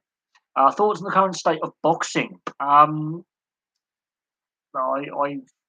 I've been highly critical of boxing for quite some time. There's some good fighters in some weight divisions. There's some not so good weight divisions right now. There's some good fighters coming out of Australia at the moment. Kambosis Jr. Is going for a title unification because he's short of one belt in his weight division. You've got the Zhu brothers, obviously their father being a world champion himself. So there's some good boxing talent coming out of Australia. Um, but in the main, I think boxing is a sport, again, another sport at a crossroads, and it has been for quite some time. There's been allegations of corruption surrounding the sport for quite some time. There's not one unified governing body, which is a massive, massive problem.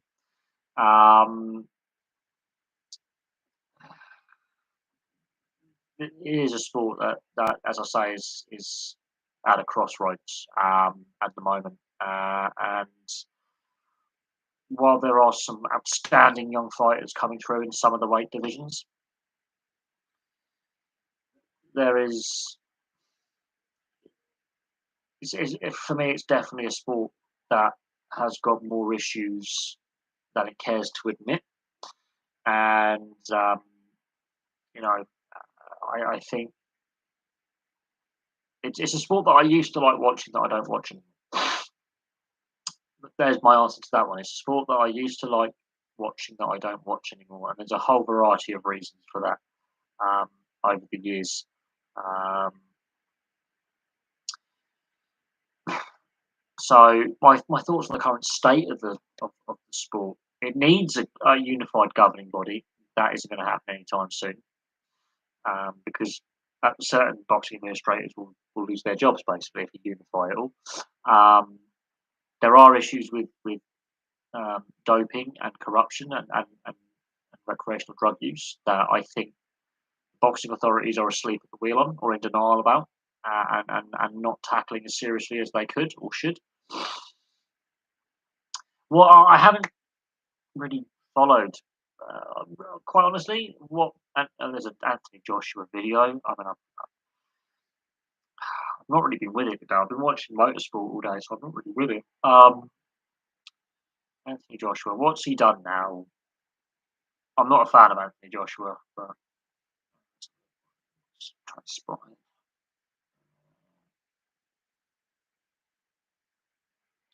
Watch him out. Anthony Joshua marches into a flat of Loughborough students.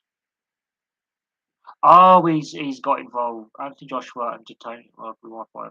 It's fine. Conor McGregor says there's a lot of things happening with Joshua.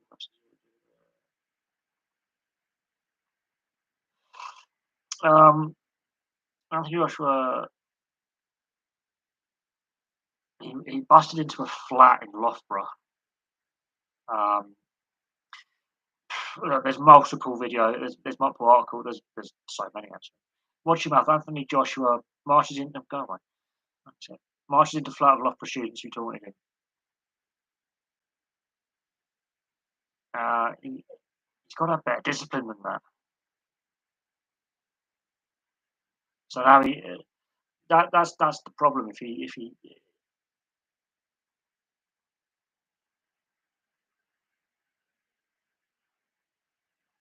uh,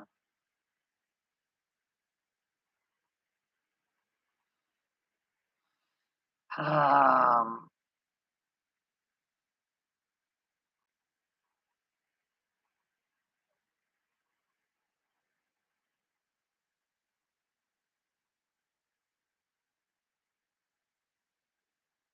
yeah, some of the things he's made, he's got to be a bit more disciplined than that. I know he's moved his training base up there, but he's got to be more disciplined than that. Um,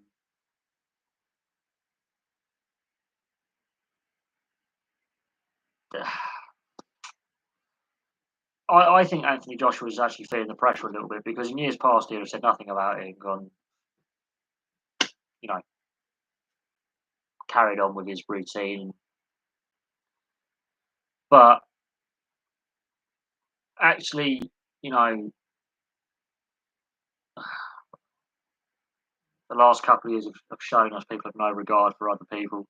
There's a lot of selfishness out there, but the fact he's on video threatening them and threatening his entourage of undesirables with him. That's not a problem with Anthony Joshua. Some people he associates himself with as part of his entourage is a problem, but that's a problem that boxing's never really got rid of. Is that underground element, that seedy underbelly element?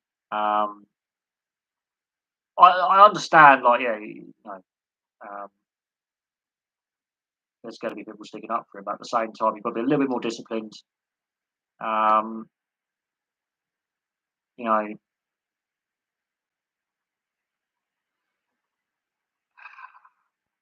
got to be a little bit careful because while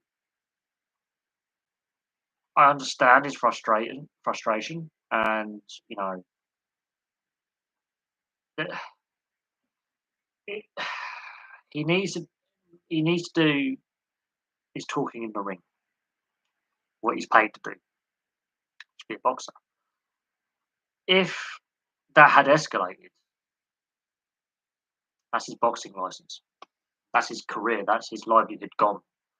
If that was to escalate and go wrong, um, because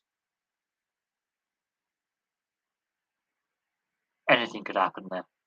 While it's in the student halls of residence, you- and Loughborough is a sports university. There's a lot of sports science that takes place there, a lot of sports research. A lot of athletes go there to train and use the facilities there as well.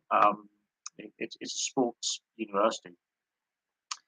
He does have to be careful because with what we've seen with football, with pitch invasions and altercations, and what we've seen with, you know, um, rugby league as well, with some incidents, anything could happen in that situation when he confronts them. Anything could happen. Um, and if he's going out there threatening them with physical violence, yeah, the boxers can stick up for him, but then it just shows that a lot of the boxers are ill-disciplined thugs, which is what they are. That's where boxing's gone wrong. A martial art is meant to teach you, as the practitioner of the martial art, discipline and respect, and only use it in self-defense, not in aggression, outside of, you know, taking in the ring. They're verbally taunting him. He then decides to escalate that by going into the building and then threatening them. Now, we don't know if there were drugs or alcohol involved with the students.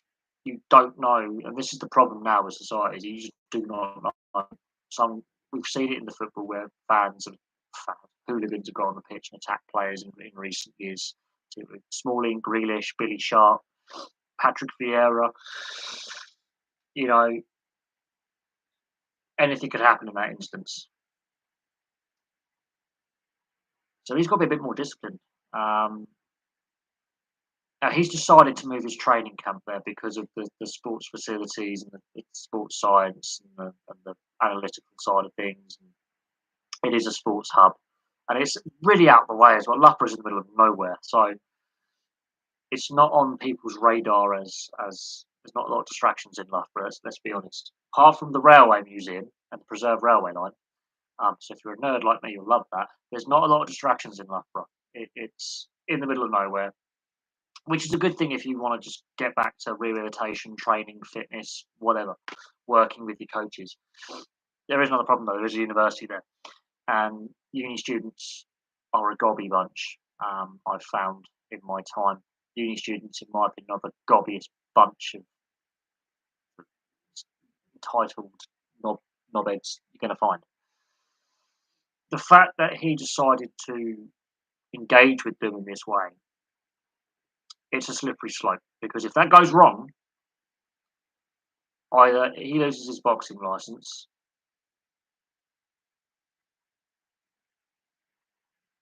Well, here's the thing. He's threatened them saying, "I'm going to smash your glass jewels. I'm going to bring more people up here, and we're going to start smashing people up." So he's already threatened them with violence. So if you actually read the article, um, well, there's multiple articles with what's been overheard and what people have recorded. That's a threatening behaviour charge as a minimum if that was to be, a complaint made. And he doesn't know who he's accosting because I have known of certain students who are the drug dealers and the drug addicts who get up to things to fund their lifestyle, um, and not, you know, he's got to be careful because he's not from Loughborough, and he's a London boy. So, while there are some pretty hard nuts in London, Loughborough's in the middle of nowhere. That doesn't mean there's not, you know, unpredictable people there. He decided to, engage them. In my opinion, I think he's done the wrong thing, because he's allowing members of the public to affect him. So instead of just what we do, I think he's feeling the pressure of having fights called off. Um, you know, the media pressure on him. Um, the fact this is now circulating on social media is not a good look, um, and it is going to divide opinion, and we're discussing it. And yeah, other boxers may have stuck up for him, but at the same time, too many of them are undisciplined thugs. Same with MMA with people like Conor McGregor. Some of the colourful out of ring and outside incidents with what they've got up to. Um, and the video here is, and the article I've just read is, he was threatening them with, "I'm going to start smashing you guys up." I think that's him allowing the pressure to get to him a little bit. Um, he doesn't do that earlier in his career. I do think the media speculation about his fight with Usyk, the failure to get the Fury fight agreed and fought, um, the constant. The British press is a toxic thing, but social media speculation. This is where I think, and bear in mind we're on social media right now with this live stream and the discussion we're having. But this is where I think sport and social media, I think, and sport and media, the relationship has got very very toxic, more so in recent years. And then when you have something like the Gaza documentary, for example, the two-parter they put up on the BBC website and was on BBC, it shows you actually how manipulative and nasty the media um, can be when we right so at the moment we've got the Rooney Vardy libel case, sort of similar to Amber Heard and Amber Turd, sorry, Amber Heard and Johnny Depp, and clearly that had an impact on the England team because these guys were, you know, their wives are causing problems. They're just trying to get on with their jobs. Um, and Wayne Rooney, I mean, he's lived his life in the public eye. David Beckham, um, but what came out about Paul Gascoigne, and when you got people like Piers Morgan basically lying, saying, Piers Morgan's a slime ball. I do hope there's going to be. I mean, Piers Morgan's just and the way people were saying to Gaza, "You're paranoid," and actually he wasn't. But he did descend into alcohol and drug use, and yes, there is the domestic violence against him. And we can all agree, yeah, okay, shouldn't have done it, and that does damage people's um, opinion of him. Well, I think it's been so toxic. The social media has been toxic for quite some time now. It's been getting more so. I would say in the last decade, definitely last 5 years, with what I call the keyboard warriors. I've had to deal with them, which is why so many of you got your moderator little spanner.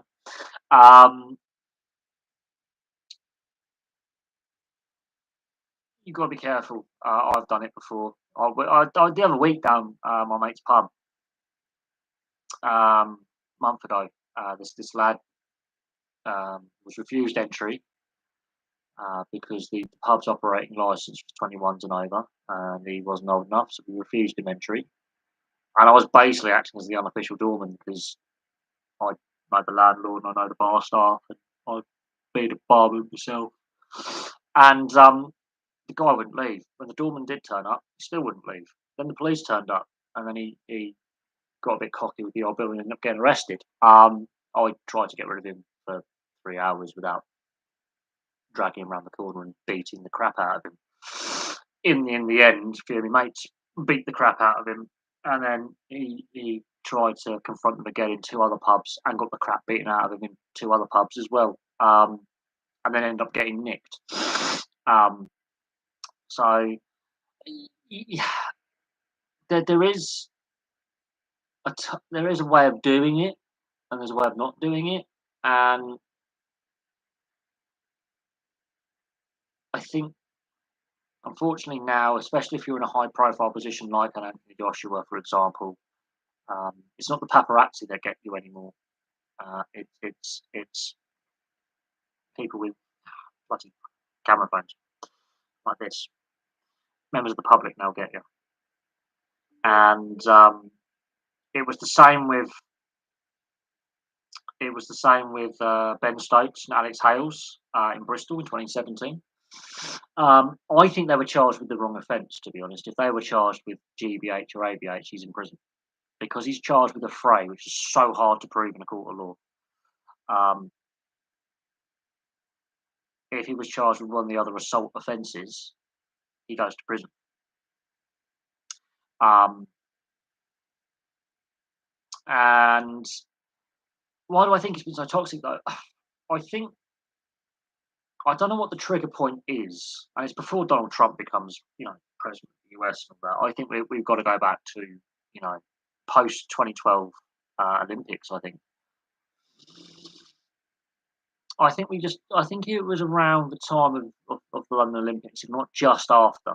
I think it was just after that some athletes were saying, "Okay, I've started receiving these crappy messages criticising myself, my family, whatever, on a bad performance or whatever it may be." Um, and it sort of went from there. It definitely in the last decade. I don't know. I can't pinpoint the exact moment, but the, but there was there, it's a difficult one. I can't pinpoint the exact moment, but it definitely. Oh, Twitter's the cesspool of society. The only reason I go on Twitter is to post these videos, and I used to obviously have the automatic link, and then YouTube took that away, so now we have to manually do it again. Um, they didn't have privacy in the first place because paparazzi, but when these celebs and athletes want to have their social media accounts, they automatically give up a bit of their privacy because you're automatically putting yourself more in the public eye. So, in that sense. Um, but no, Twitter is a horribly nasty place. It's lawless. It is. And I unfortunately, a reasonable debate can no longer be had. Is what I found.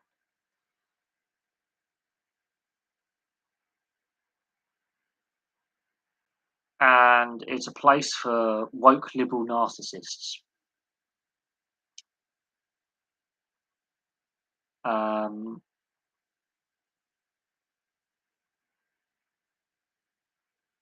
and I don't know when it got so bad, but the British media's always had that kind of mildly nasty element to it, at least in my lifetime. Um, not slightly before, but the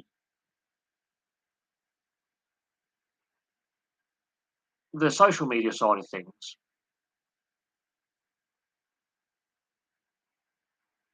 has definitely, and this is where I think Facebook and Twitter and YouTube have definitely all failed in a sense. Twitch has gone into bloody shut down censorship override. Yeah, no, Twitter was hilarious. There was some funny, you know, I have seen some witty comebacks on Twitter and all that, and I have seen some funny things. But I sport and social media is a very toxic relationship. Yes, when Twitter started to really explode in the early 2010s, a lot of sports teams encouraged their players and set up their own, accounts, social media accounts, to be more engaging with fans, especially younger fans. And that is where you get those feel good stories from and that engagement. But it's not. I'm debating getting rid of my Twitter altogether. I barely use it. And yeah, and it has been noted as a distraction. And I've noticed something, and I think I'm quite lucky with where I live. I can just go on nice long walks and get out of the flat a little bit. But I'm not too far from a train station, so I can get on the train, go places. A lot of people, and I am guilty of this to a certain extent. I mean, 10, 12 years ago, I was on Facebook and Twitter for, well, especially Facebook, especially that Zynga Poker. Oh yeah, I was on social media for sometimes up to 14 to 18 hours a day, um, at times, and it's deliberately designed to be addictive. Especially Facebook and Twitter are deliberately designed to be addictive. Um, Facebook more so than others. YouTube, ironically, I find not as addictive as I used to. I suppose I post less content, although I've got a week off work, so there's going to be a lot of content coming up. I'm going to be looking at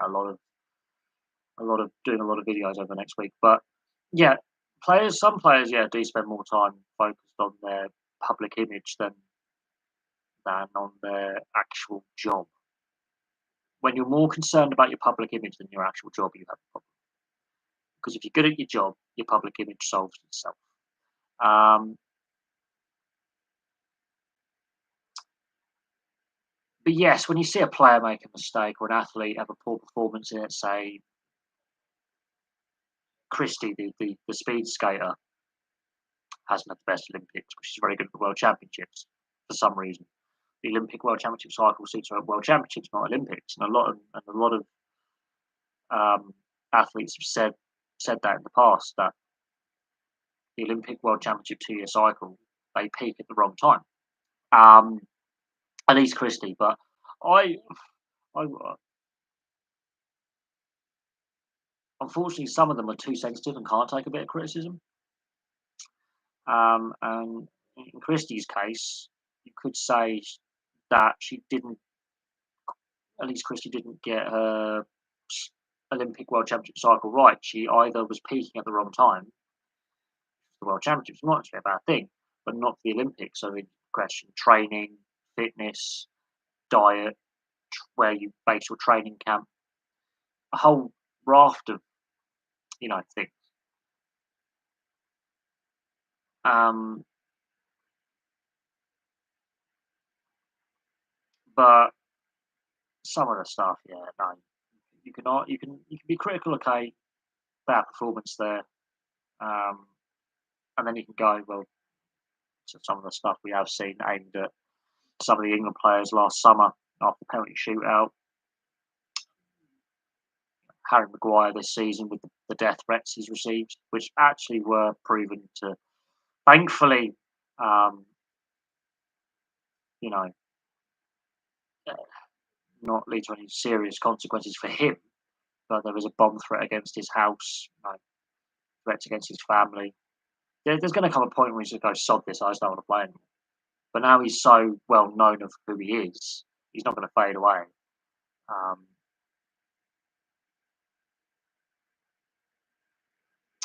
from the public consciousness. Um, yeah, no, I some of the crap. I mean, unfortunately, uh, some of the players haven't helped themselves with some of their antics as well. And I've got to be careful how I word this, but during the lockdown, Moses Keane, Kyle Walker, Jack Grealish, they didn't cover themselves in glory. They got up some stupid stuff that they put on social media. So I've got no sympathy for them when they got caught out doing some stupid crap. In regards to some of the other stuff, I mean, Benjamin Mendy, I mean, you cannot defend what he's accused of. Mason Greenwood, um, you know, what happens with his future and the criminal case against him is up in the air, but the things they're facing aren't nice things. um, and not particularly pleasant. And we've discussed them on the channel. Um, but no, when a you know the female players and female referees have taken so much. I've seen on social media some of the discussions on fan pages and stuff. And I've discussed it on here before. Three female referees are going to be refereeing at Qatar. Firstly, that's quite a sensitive subject with where they're playing the World Cup and the fact that there's going to be three female officials there. But then I went on a fan group on Facebook and I was just like, I don't want to be here, actually, to be fair.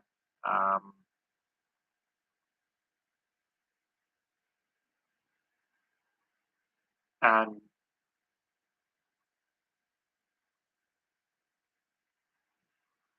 well,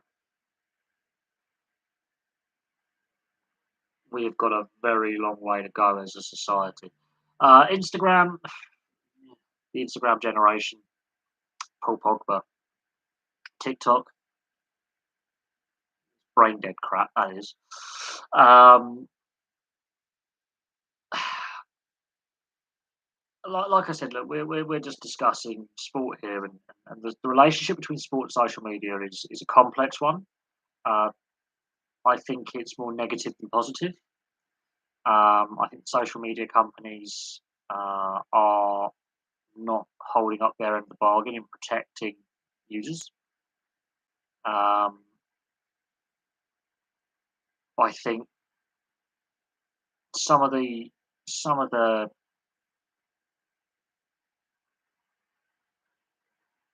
some of the crap. I mean, it's going to be interesting when the women's Euros gets played in a month's time. I was going to say next month, but it's actually in July. It'll be interesting to see the abuse they receive on social media and the comments because I actually think it's going to be a good tournament. I actually enjoy watching women's sport. Um, I find it refreshing the way they play the sport. Is played in a way that goes back 20 years, especially rugby. Women's football is there's still an imbalance between the better sides and the weaker sides, which is going to take a long time to close that gap. But they're developing the game, and you have to see it as a separate sport. You have to treat it as a different sport. Um, it's going to be interesting to see. Let's say England have a bad game, or a player on the inside doesn't play. It's going to be interesting to see the response from social media. Oh, the women's tournament, the women's Euros is a month away, so you can watch the women's if you want. The World Cup is what 6 months away. Not that long. It will fly by. I mean, it's amazing that it was only 12 months ago that the Euros were taking place, and we were about to start the Euros. I mean, yes, I completely agree. It feels weird that just over 12 months ago we were about to kick off the delayed Euro 2020. It does feel very strange that was only 12 months ago that we were about to kick off the tournament. Yes. Um, it seems like yesterday they were being played. It does. It does seem like yesterday they were playing, and women's Euros are literally 4 weeks away. Um, you've got the World Cup just over 6 months away. Time will fly by. Um,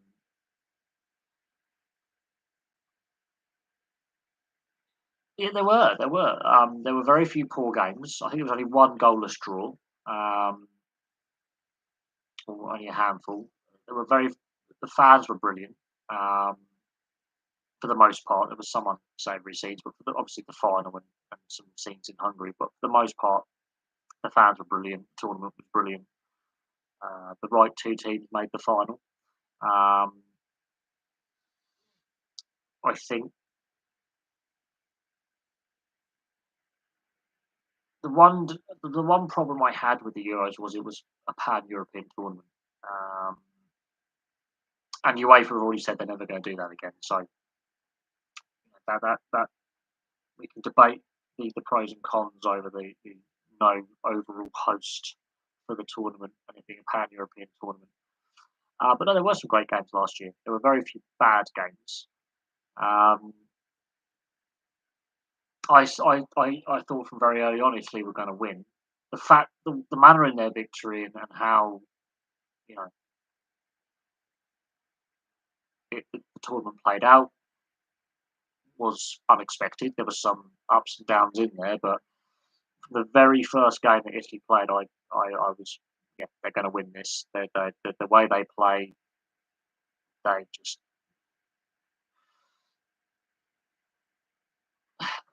the way they got it done was different, but the way they decided to go about their style of football was different to previous tournaments. It suited the players they had.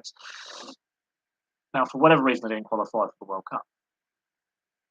And I do think the congested international schedule that we've had and the club schedule we've had since 2020 has had an impact on that. Plus, the World Cup being when it is has had an impact on that, and players fatigued. Um, but it's definitely worth noting that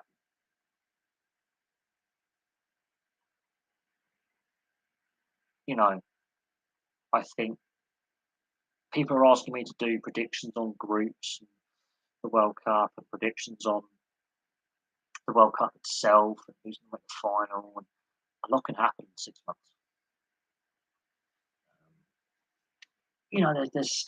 There's going to be games played next month. These Nations League games, friendlies, and you've got Wales, Scotland, and Ukraine have got their playoff format games to get through. So there are games to be played, important games to be played. Players can get injured. Players can, you know, have a bad injury. That means they're not playing for the next 6 to 8 months. They miss the World Cup.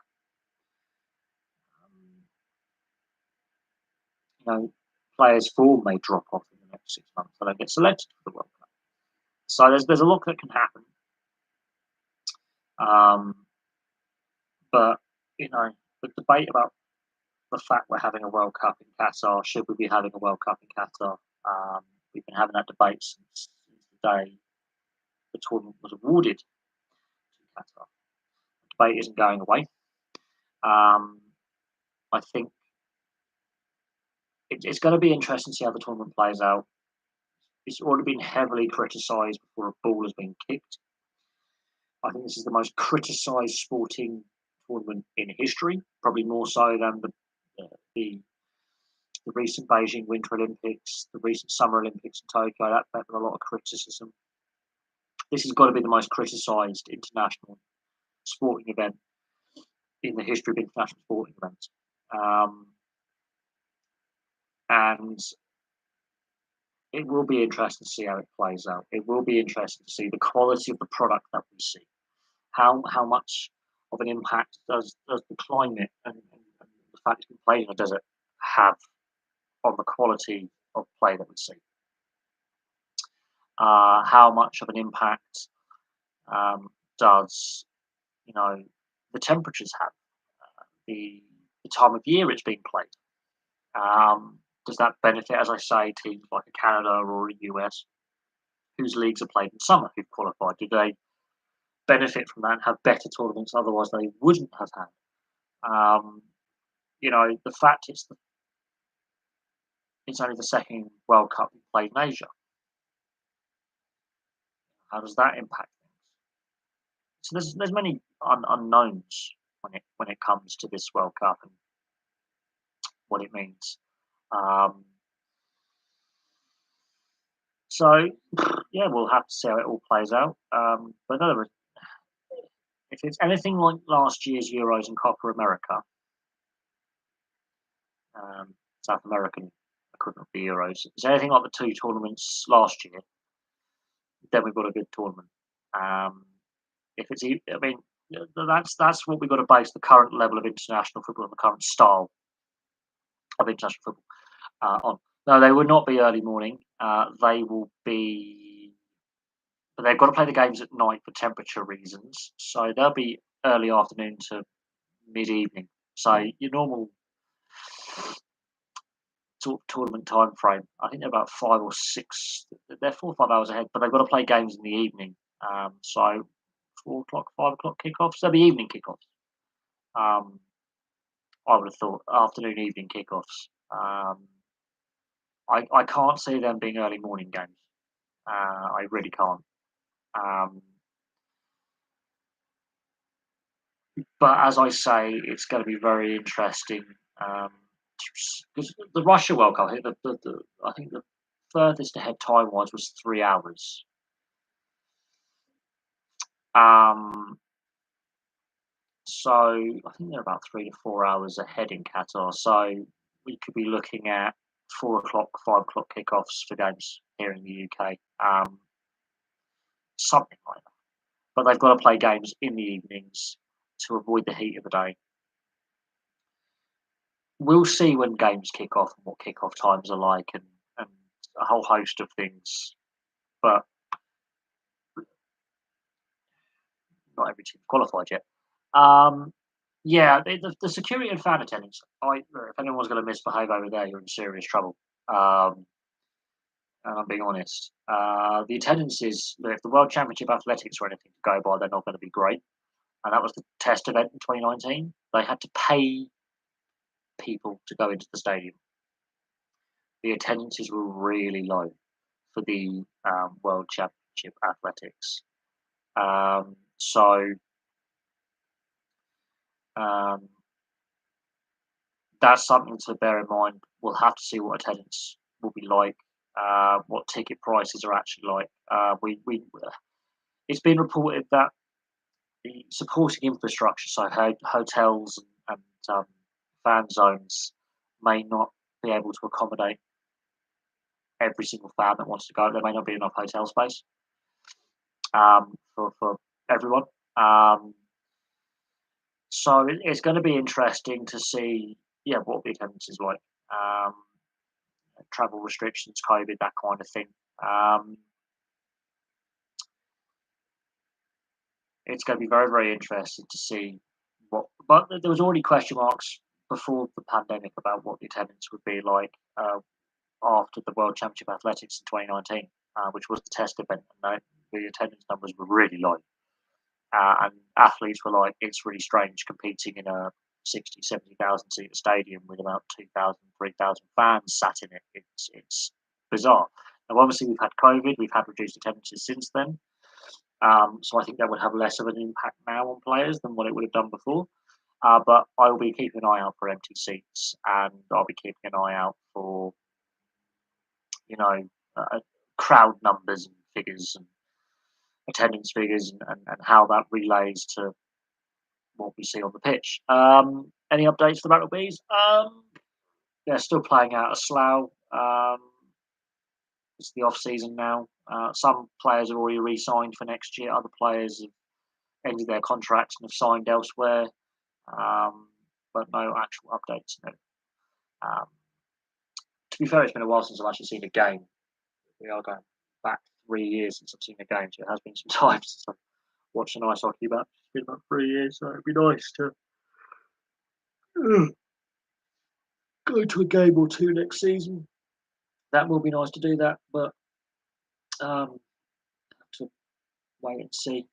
There's a few sporting events I want to go. I mean, I do want to go to see a match at the Emirates in the Rugby League World Cup. I do want to go see some more ice hockey games. But in order to do that, I've got to take time off work. It's getting, as the year progresses, it's getting a little bit more difficult to put time off work. I was lucky to get this week off. So we will see what happens in regards to going to watch any live sporting events. Because I did also want to go see some of the cricket as well, but it's too cost prohibitive. It's quite expensive to go watch the cricket and watch the rugby. It's not just the ticket price itself; it's the travel getting there. I'm a demigod, am I? I wouldn't call myself a demigod or anything like that. I mean, apparently I'm a demigod. I wouldn't go that far. Would not go that far. Um, I try my best. I would like to attend one of the meet and greet with boxing with David Hay. Um, I've met I've met a few sports stars over my time. They always say you should never meet your idols, don't meet your heroes. You're going to be disappointed. Um, but don't get me wrong, I would happily love to interview some, especially retired athletes. I think would be um, the better ones to interview, not the current ones, because they've still got parts of their career to play out. But I would definitely like to interview some retired athletes and ask the questions: why did you retire when you did? Why did you decide to come out of retirement? You know, some of the decisions you made. You know, the highlight highs and lows of the career. Any funny stories, that kind of thing. Um, but yeah, the fact that you know,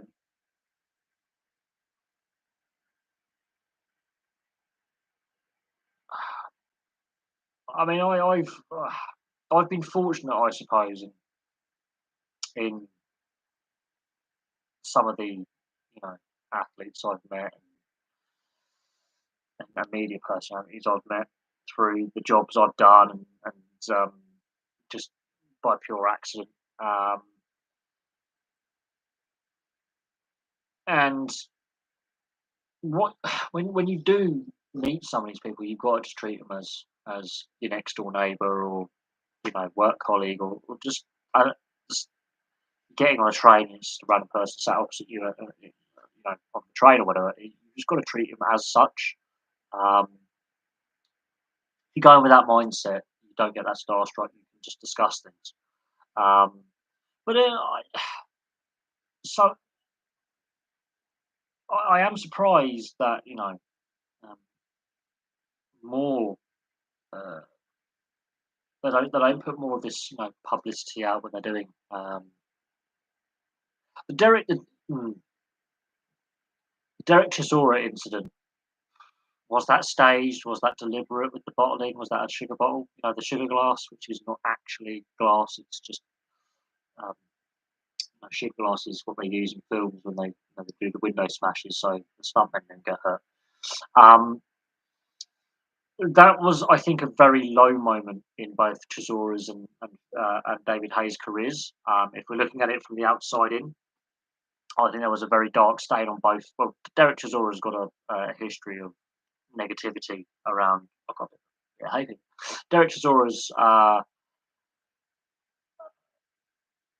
one of those individuals who's got a very checkered um, history when it comes to legal troubles. David Hay, though, that was, I think, a low point in David Hay's career. Um, that incident at the press conference was a very, very low point. Um, and didn't cover himself in a lot of glory there.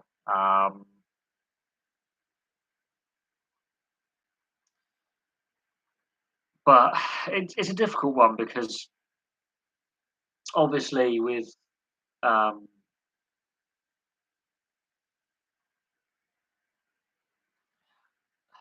it seems like yesterday that incident happened. It's almost a decade ago, I think. It's over a decade ago, that incident. Um, David Hay is one of those kind of athletes that until that particular incident had a very good PR kind of machine. It was very well received by the public and was very conscious of his public image. After that incident, his public image did suffer,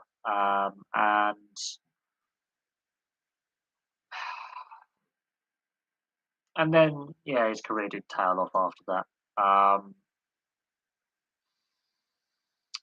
But he's not the only high-profile sports star to have that kind of negative incident, I suppose, on their character or their reputation. Um, If you had to interview any sports athlete who is not with us now, oh, that's a good one. That's a good one.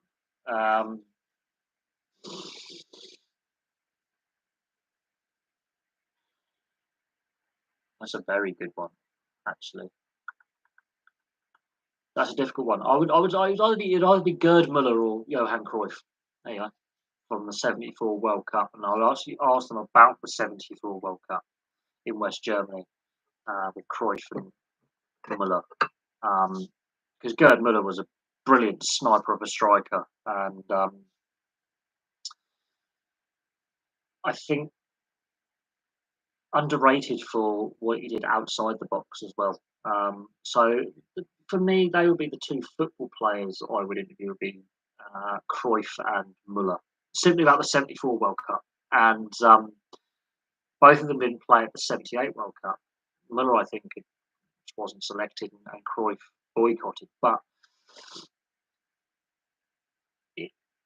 I would ask them about, okay, World Cup in West Germany, hosts versus near neighbours, the historical rivalry there.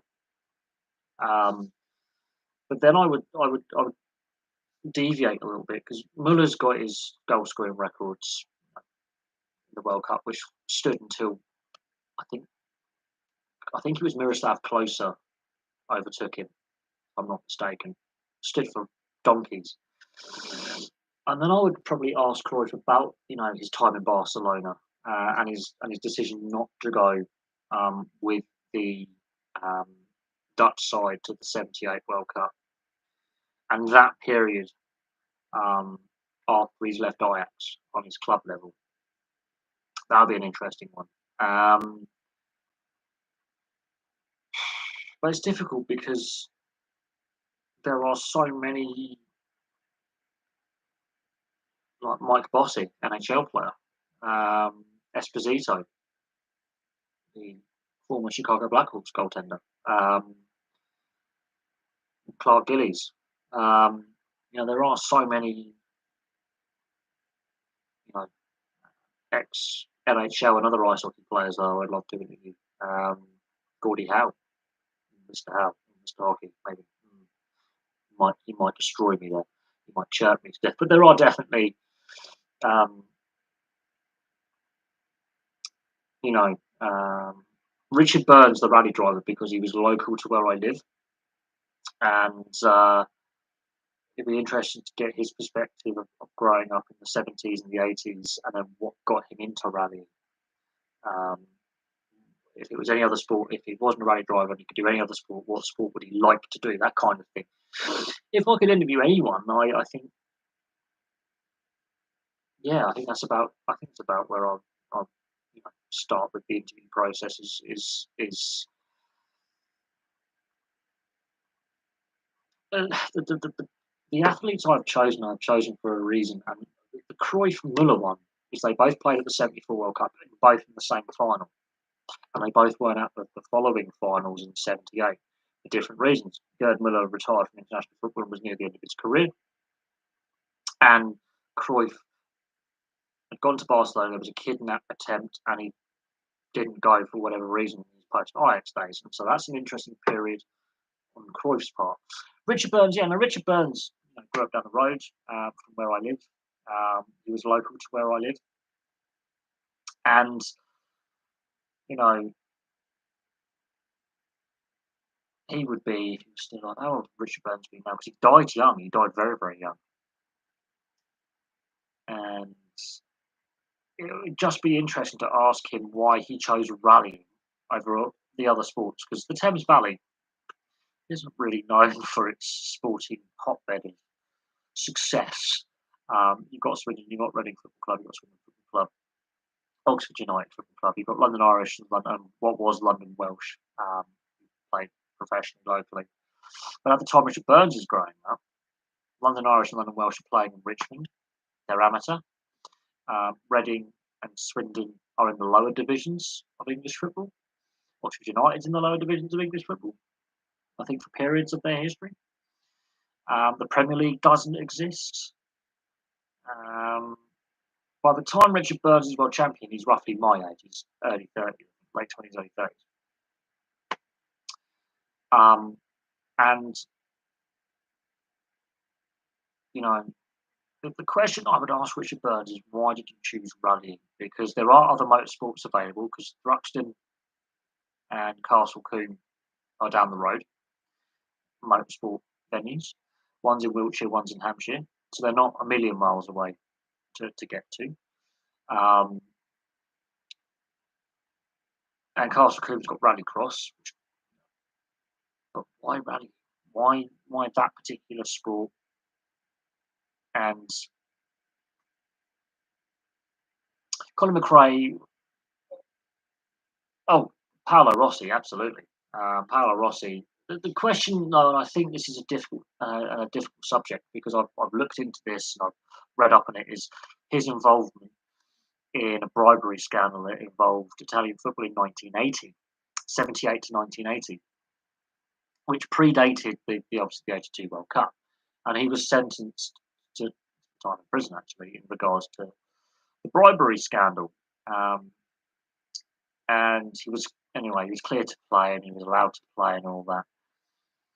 And again, he played at the '78 World Cup as well. So he's another ex-player who would be very interested. But that's the problem is, asking the questions about that match fixing scandal, that period in Italian football, and the effects that had on the Italian team. George Besson to ask him about his playboy lifestyle at the time with his gorgeous women. Yeah, he's an enigma. He was the Paul Gascoigne Maradona of his day. He was probably one of the best players never to win the World Cup. I don't think he ever played at the World Cup either. I don't think he wasn't part of the '82 side. Um, Definitely, you could argue that he's what not to do as a professional. When you have all that money and all that fame and fortune, he did like a drink. There are many stories about him being so famously drunk at games where he doesn't remember playing. Um, but you know, there is no doubt on his talents and gifts as a football player. No doubt. Um, However, it, it yeah, his alcoholism and but there is no doubt on his ability as a player. But his off-field antics definitely obviously led to um, premature premature. He was a famous alcoholic. He was, I think he had two liver transplants. So yeah, he was definitely. He definitely had one, not two. Definitely. Um, that impacted his ability to play. Um, and ultimately, I think he died. I think he was 56 when he died. He'll be in his 70s now. He'd probably still be alive if he weren't didn't drink as much. But it is what it is. Um, what can you say? Um,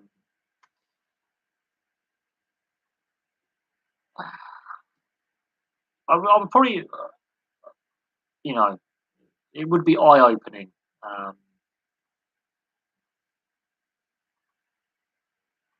It would be probably more eye opening. But he said enough in interviews that are on the record to get an idea of his character and what he's about. Um, I'm not so sure I would actually necessarily um, like to interview George Best, to be honest. Um, I think uh, should there be a ban on certain teams being promoted to the Premier League, Norwich have been relegated for a record sixth time, clearly nevertheless. No. If we have a promotion relegation system, we cannot say you can participate, but you can't, because then that's where you get legal challenges in court and it damages. I think the issue with Norwich is they're what you call a yo-yo club, where they're too. Do does it do we? No, I don't think we should ban certain teams from being promoted to the Premier League. If you do that, then you undermine the structures that we have. I would certainly say that, much like West Brom in the past, Watford are doing this now. Peterborough United are between League One and the Championship, so go a league below. Certain clubs are what you call yo-yo clubs, where they're too good for the league below and not good enough for the league above. Where do you pigeonhole them? But Muhammad Ali would be good. Asking what we went down that night in Zaire. Foreman was a shadow himself that evening. The Rumble in the Jungle. George Foreman. Fighting Joe Fraser and Muhammad Ali are gone. George Foreman is still with us. Rotherham United, too good for League One, not good enough for the Championship. There are some clubs that are too good for one level. Not good. I mean, if we have a promotion relegation system, we have to stick by that. Now, yes, now we're just going to name a whole list of teams that can't quite take that next step. Now, Norwich have taken that next step in the past and actually stayed in the Premier League for a couple of seasons. And before the Premier League, they were a very, very good side. So were Palace, actually, before the Premier League. So were Oldham. There you go. So was Swindon. Yeah. Oxford United. So Luton Town. Some other clubs actually have been Premier League standard. Now, the problem that some of these clubs have, they are yo-yo clubs. They are financially well run, and therefore they can offer the players on their squads decent contracts. They're not going to want to leave, so they'll tie you in, and because they're financially well run, they don't overspend, which means they're not. Well, Watford are just a mess, but Norwich and Watford, for example, with the Premier League situation, and the West Brom of the past until recently, West Brom finally figured it out with Steve Clarke, and they didn't. But West Brom had figured it out at one point, and then the manager who helped them figure it out took on the Scotland job. Oh no, Steve Clarke, he went to Kilmarnock for some reason. He went up to Scotland. They sacked him. Bizarre reasons. But some clubs, just for whatever reason, don't quite take that next step. But that's the joy and sometimes the failure of the promotion relegation system. But then some big clubs like Nottingham Forest have just got promotion back to the Premier League after what, 1998 was the last season they were in the Premier League or something. And that's 24 years. 24 years. They're a two-time European Cup winning club. And sometimes a big club can tumble down the divisions and it takes a long time to get back. Now, clubs like Norwich, for example, and Watford in their history in the 80s were very, very good sides. Competing for titles in FA Cup finals and things like that. Very good sides. At the time that they were very good sides, Liverpool were dominant. Nottingham Forest were at the peak of their powers. Everton were pretty good, and so were Aston Villa. So we had some pretty good sides at the time. And all four of those clubs I mentioned won European trophies. The UEFA Cup, the Cup Winners' Cup, or the what is now the Champions League, the European Cup. We had some very, very good sides in English football in the 80s. The 90s come along, and the Premier League comes along. Now, unfortunately, some teams adapted better to it than others. I mean, Newcastle in the mid to late 90s were a very good side for 3-4 years. They were one of the best sides in England and just didn't quite take that next step, and it's been a bit of a shambles since then.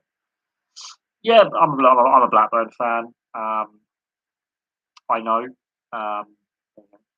but we did have an owner who was willing to put money into the team for a period, and 10 years before, we nearly fell into the National League, what is now the National League. So we nearly got relegated out of we were in the bottom division. We were in the old Division 4 for the 1979-1980 season. So decade before the start of the decade I was born in, we were at the bottom of English football. Within 15 years, we've won English football, is the best way to describe that one. So with Nottingham Forest situation taking 22 years to get back, 24 years to get back to the top flight, I think it is long overdue. Um, Newcastle really should have won the title. It'd been nice. They should have. Imagine if Newcastle win in '96 and the two FA Cup finals in '98 and '99. How different the conversation will be. Imagine if Sheffield Wednesday had won the league and the FA Cup in '93 instead of Arsenal doing their cup double. How different the conversation would be now. These are the little things. These are the fine margins um, that things are decided on. So Sheffield Wednesday could have won a cup double in the early '90s instead of Arsenal.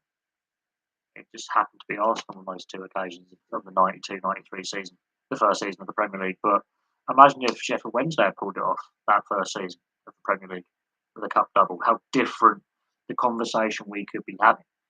Imagine if Newcastle won the league in '96 and the FA Cup in '98 and '99, those nearly moments, how different the conversation would be all these years later. Yeah, I mean, look, Man City tried that, but they were 11 points clear and win it by a point. Yeah, so I mean, Blackburn were 9 points clear. Um, yeah, the famous run, yeah, that's gone down in history. As I say, I remember that quite vividly as their run, their running, and yes, they did balls it up, and and yes, our title defence was a bit naff that year. We finished eighth, and then there's a fair bit of bit of a hangover. Oh, absolutely. I mean, look, it's not just Oxford United, Coventry, Wimbledon. A lot of clubs were impacted by the English club ban. Um, and yes, this is where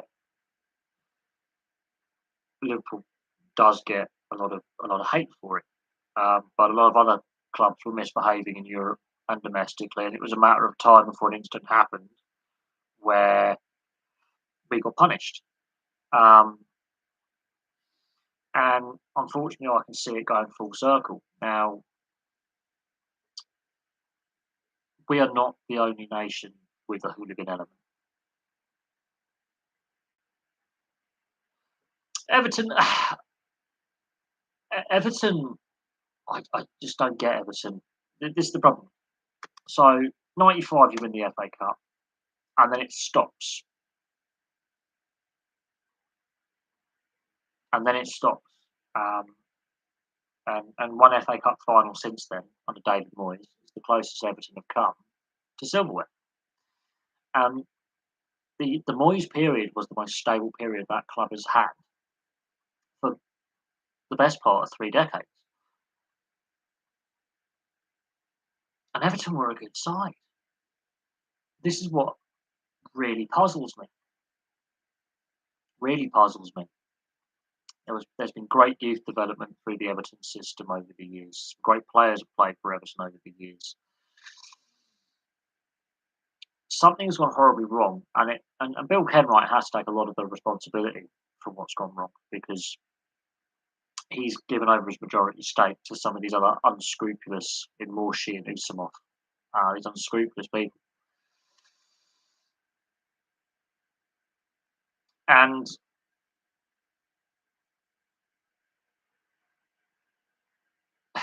with what's happened with Everton, there is some concerns that okay, they've survived this season with 2 games remaining. They managed to stay up.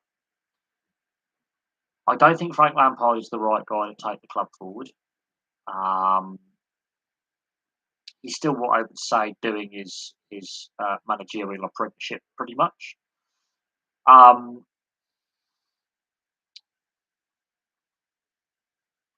I can't see Everton breaking the bank in the transfer market this summer. I think some of their better players may leave,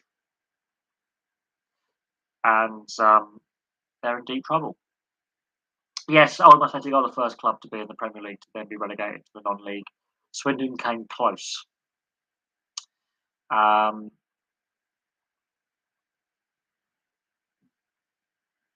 but yeah, Oldham, their future's uncertain. Um,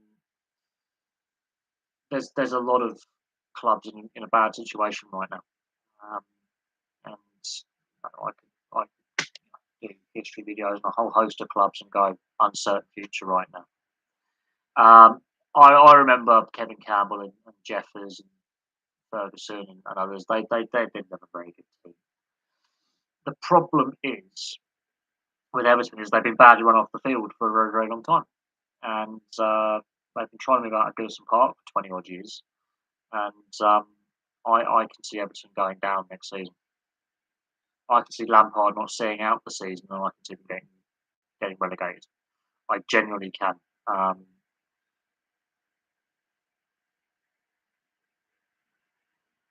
I just have my concerns about the direction the team is taking and the, the, the situation at the club.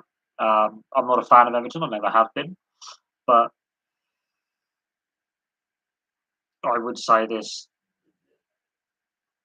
that yeah, maybe, but then the club could free fall, and then you end up with a bigger version of Oldham Athletic.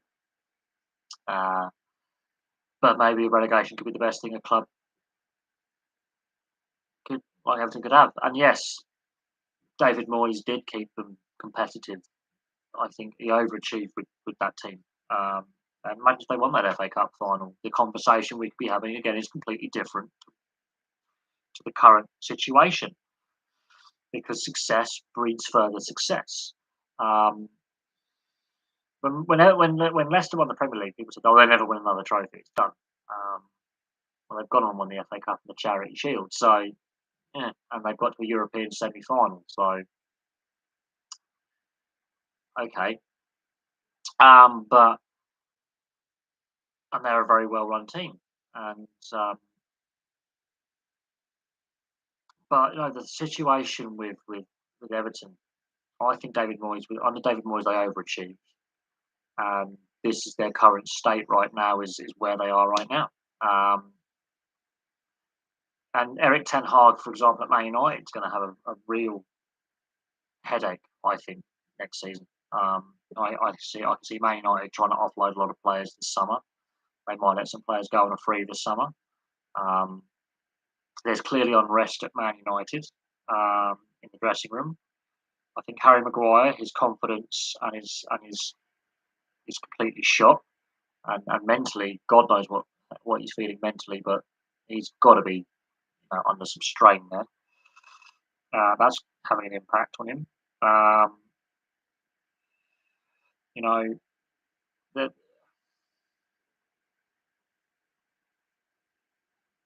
yeah, Golden Sullivan. Yeah.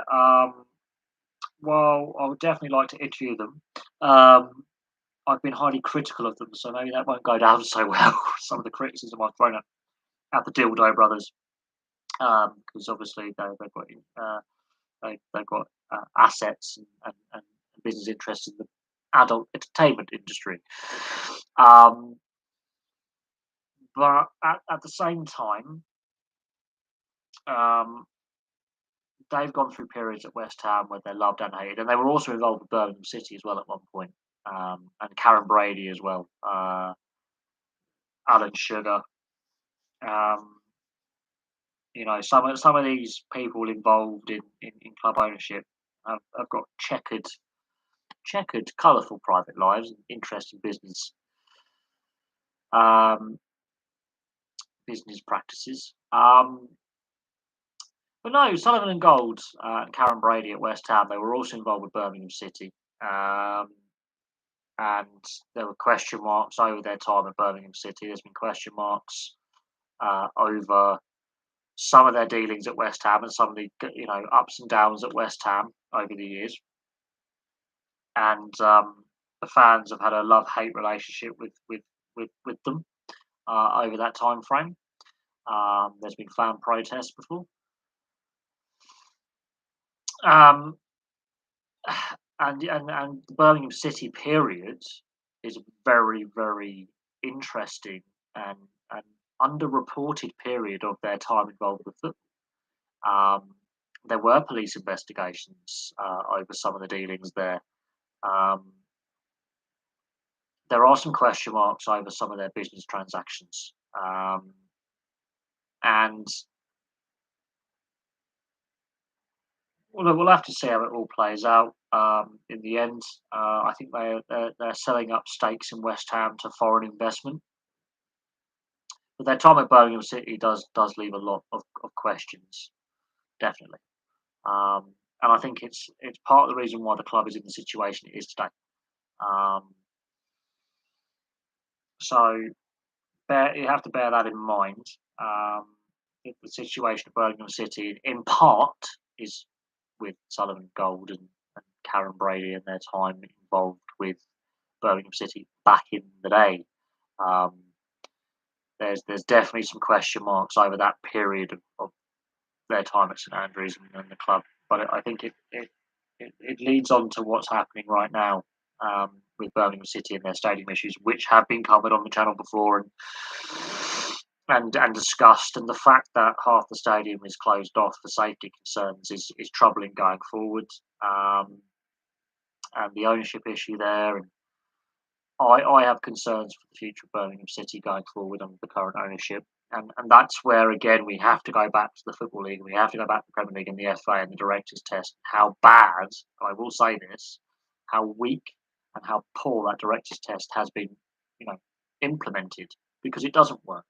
If the fit and proper persons test, the directors' test, was actually, properly enforced, properly worked, half these clubs wouldn't have the owners they do. Where Sullivan Gold end up next after West Ham? A crematorium, a graveyard. I think he stays there until the day he dies. Quite honestly, I think Karen Brady will be his replacement in the structures of the club. When Sullivan Gold pop their clogs, I think that's the moment that Karen Brady runs the club. I can't see them doing anything else apart from West Ham. But they are divisive figures within the West Ham fan base, and yeah, they're at 84, and Sullivan, I think, is a similar age. And I think Karen Brady is their logical successor. Yeah, it's true though. I can't see them giving up and selling up, and therefore it either goes to. I think Karen Brady will be the logical successor until whether she decides then to find outside investment for the club. But I'm being brutally honest. I can't see them doing anything else apart from being involved with West Ham.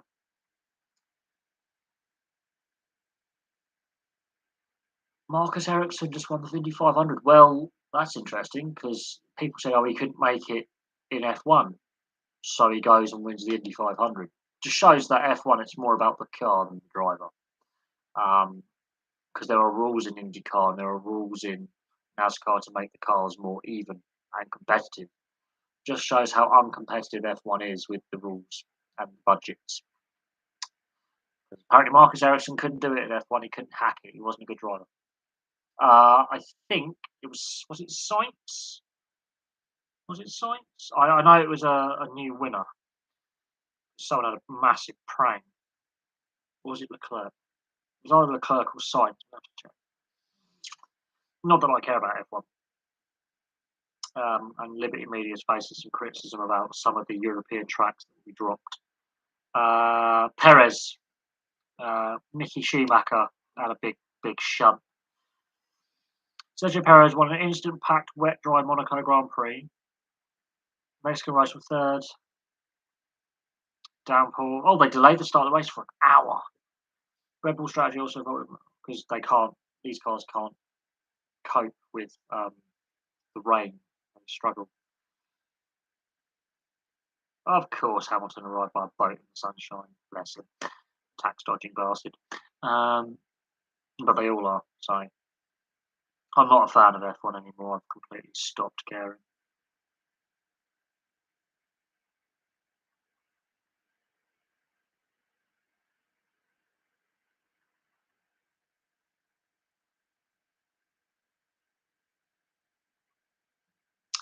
Uh,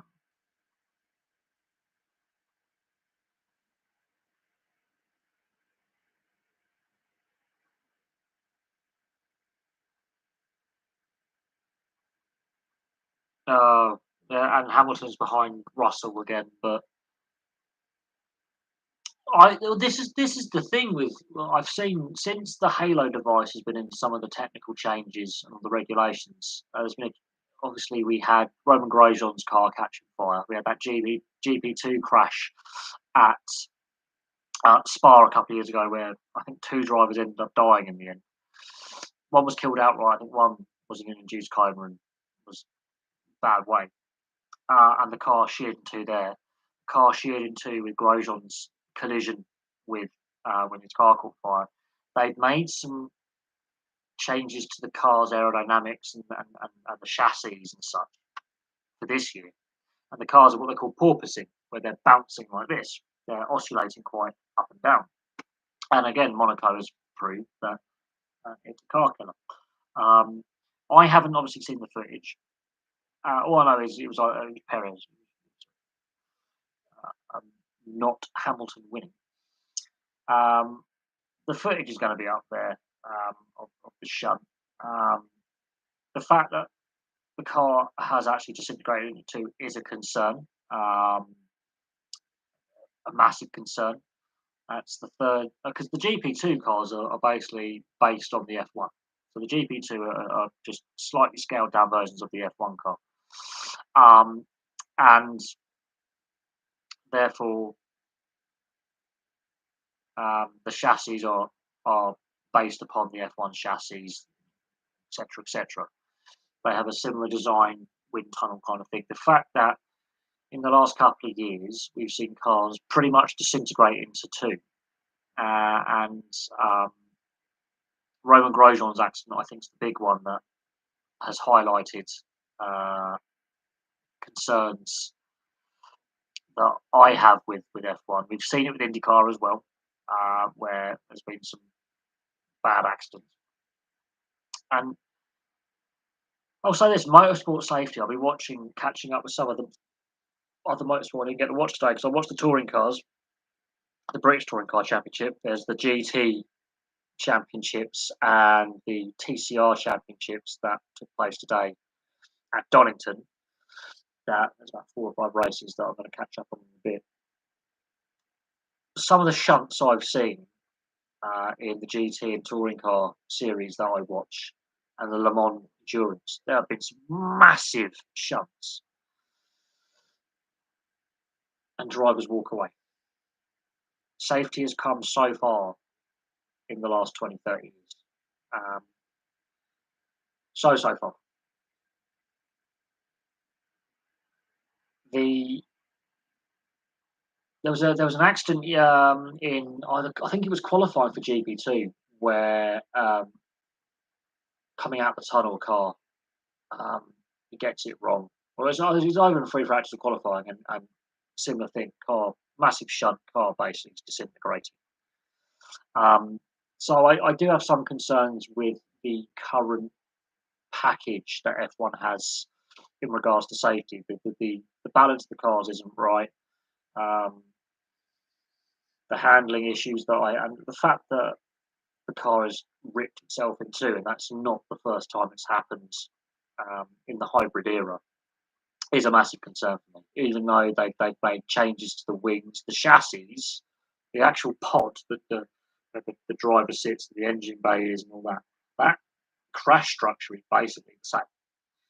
The other thrills and spills, as I call it, the fins, and the wings, and the spoilers, and the under tray is different. But where the actual driver pod is, and the engine bay is, gearbox and such, the crash pod, there's you know basically the same. Um, the fact that a third car in the hybrid era has sheared in two, um, it is concerning for me. And you would have thought after the Grosjean accident that they would have made adjustments to the crash structure and what they call the driver pod, crash pod, because that's three cars. Well, actually, four cars if you look at the GP2 free practice crash. I think it was free practice or qualifying where he comes out the tunnel into the harbour chicane, gets the chicane wrong, and the car just disintegrates badly. Um, but that's three high profile accidents where the car is basically split in two. I think the biggest one I remember watching was Fisichella's at what's the Brazil track called? Interlagos. Fisichella's accident at Interlagos was a massive, massive shunt.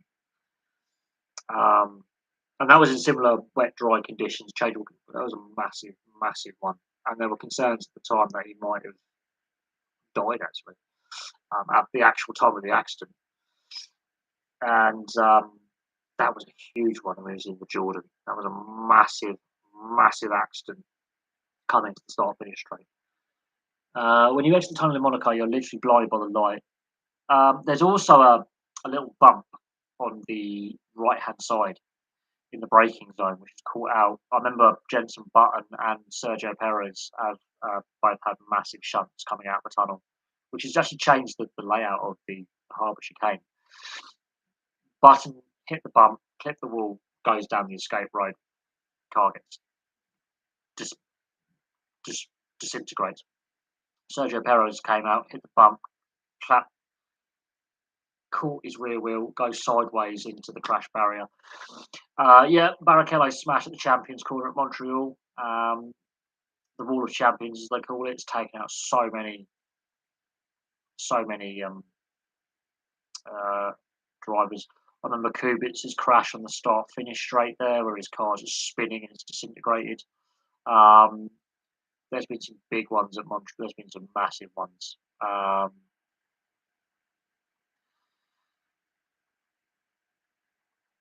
I think, however, do you think Monaco deserves to stay on the calendar? There's talk about dropping it.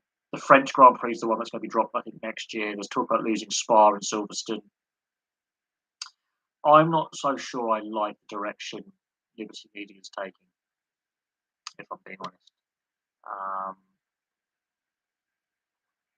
3 Grand Prix in America.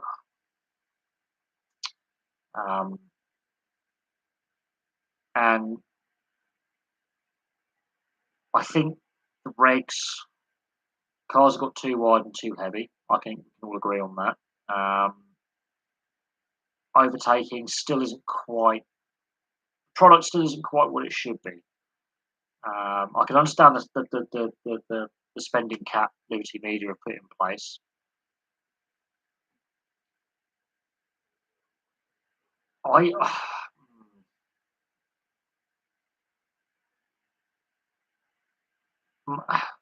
Monaco is F1, so we'll see what happens. We'll see what happens. Italy, maybe. Maybe. They've been trying to build a New York street track, which could have been a night race. Really? New York? You're insane. That was a left-hand turn. It's a hairpin. It's a hairpin. It's a hairpin. It's a hairpin. They'll all be 90-degree turns because of the grid pattern of New York. Yay. Miami and Vegas. Yay. They tried it in Detroit in the early 80s for a couple of years. It didn't last very long. Liberty Media is repeating some of the mistakes of the 70s and 80s that F1 made. There are race facilities in the US that are perfect. And when I say it's perfect for F1, you've got Road America, you've got the Charlotte Roval, You've got Watkins Glen. Watkins Glen and Road America, if you actually put in the investment required to make it FIA first grade standard where F1 can compete, which I do believe they actually are at that standard anyway. But if you could get that right, perfect circuits for F1, old school style. The Charlotte Roval, as long as it doesn't rain, brilliant, brilliant, and it's got the infrastructure in place. Laguna Seca, the corkscrew would not be good for an F1 car. I've already watched it in GT racing and the endurance series with the prototype cars. They have issues with the corkscrew. Imagine an F1 car bottoming out on the corkscrew. It's too short a circuit as well, but it's not a long track. It's a very short lap at Laguna Seca. And yeah, street circuits in F1 don't work. Street circuits generally don't work anyway. Not with the modern F1 and modern Indy cars, they don't work. They struggle with GT racing and endurance racing. I watch a lot of that. They're not great. They're not great. They're not my thing. But anyway, I'm going to call it a day because I have been going for 3 hours now, and I'm feeling not 100%. I do appreciate all the questions that have been put forward, and yeah, we've passed 200,000 views. We've posted over 2,000 videos, and yeah, there we go. So thank you all for all your questions. I really appreciate them, and I will have some more content for you in the week because I've got a week off work, so I've got time to do a lot of content. There is some transfers, football transfers to keep an eye out for. You've got Sadio Mane may have played his last game for Liverpool, so he might be on the move. The Haaland deal is going to get officially confirmed because the window is now fully open. And clubs like Man United, with Ten Hag now officially as manager, he's officially relocated. And Newcastle, they're going to be quite active, I think, quite active in the transfer market. But thank you very much for all your questions, and I'll have some more videos for you very, very soon.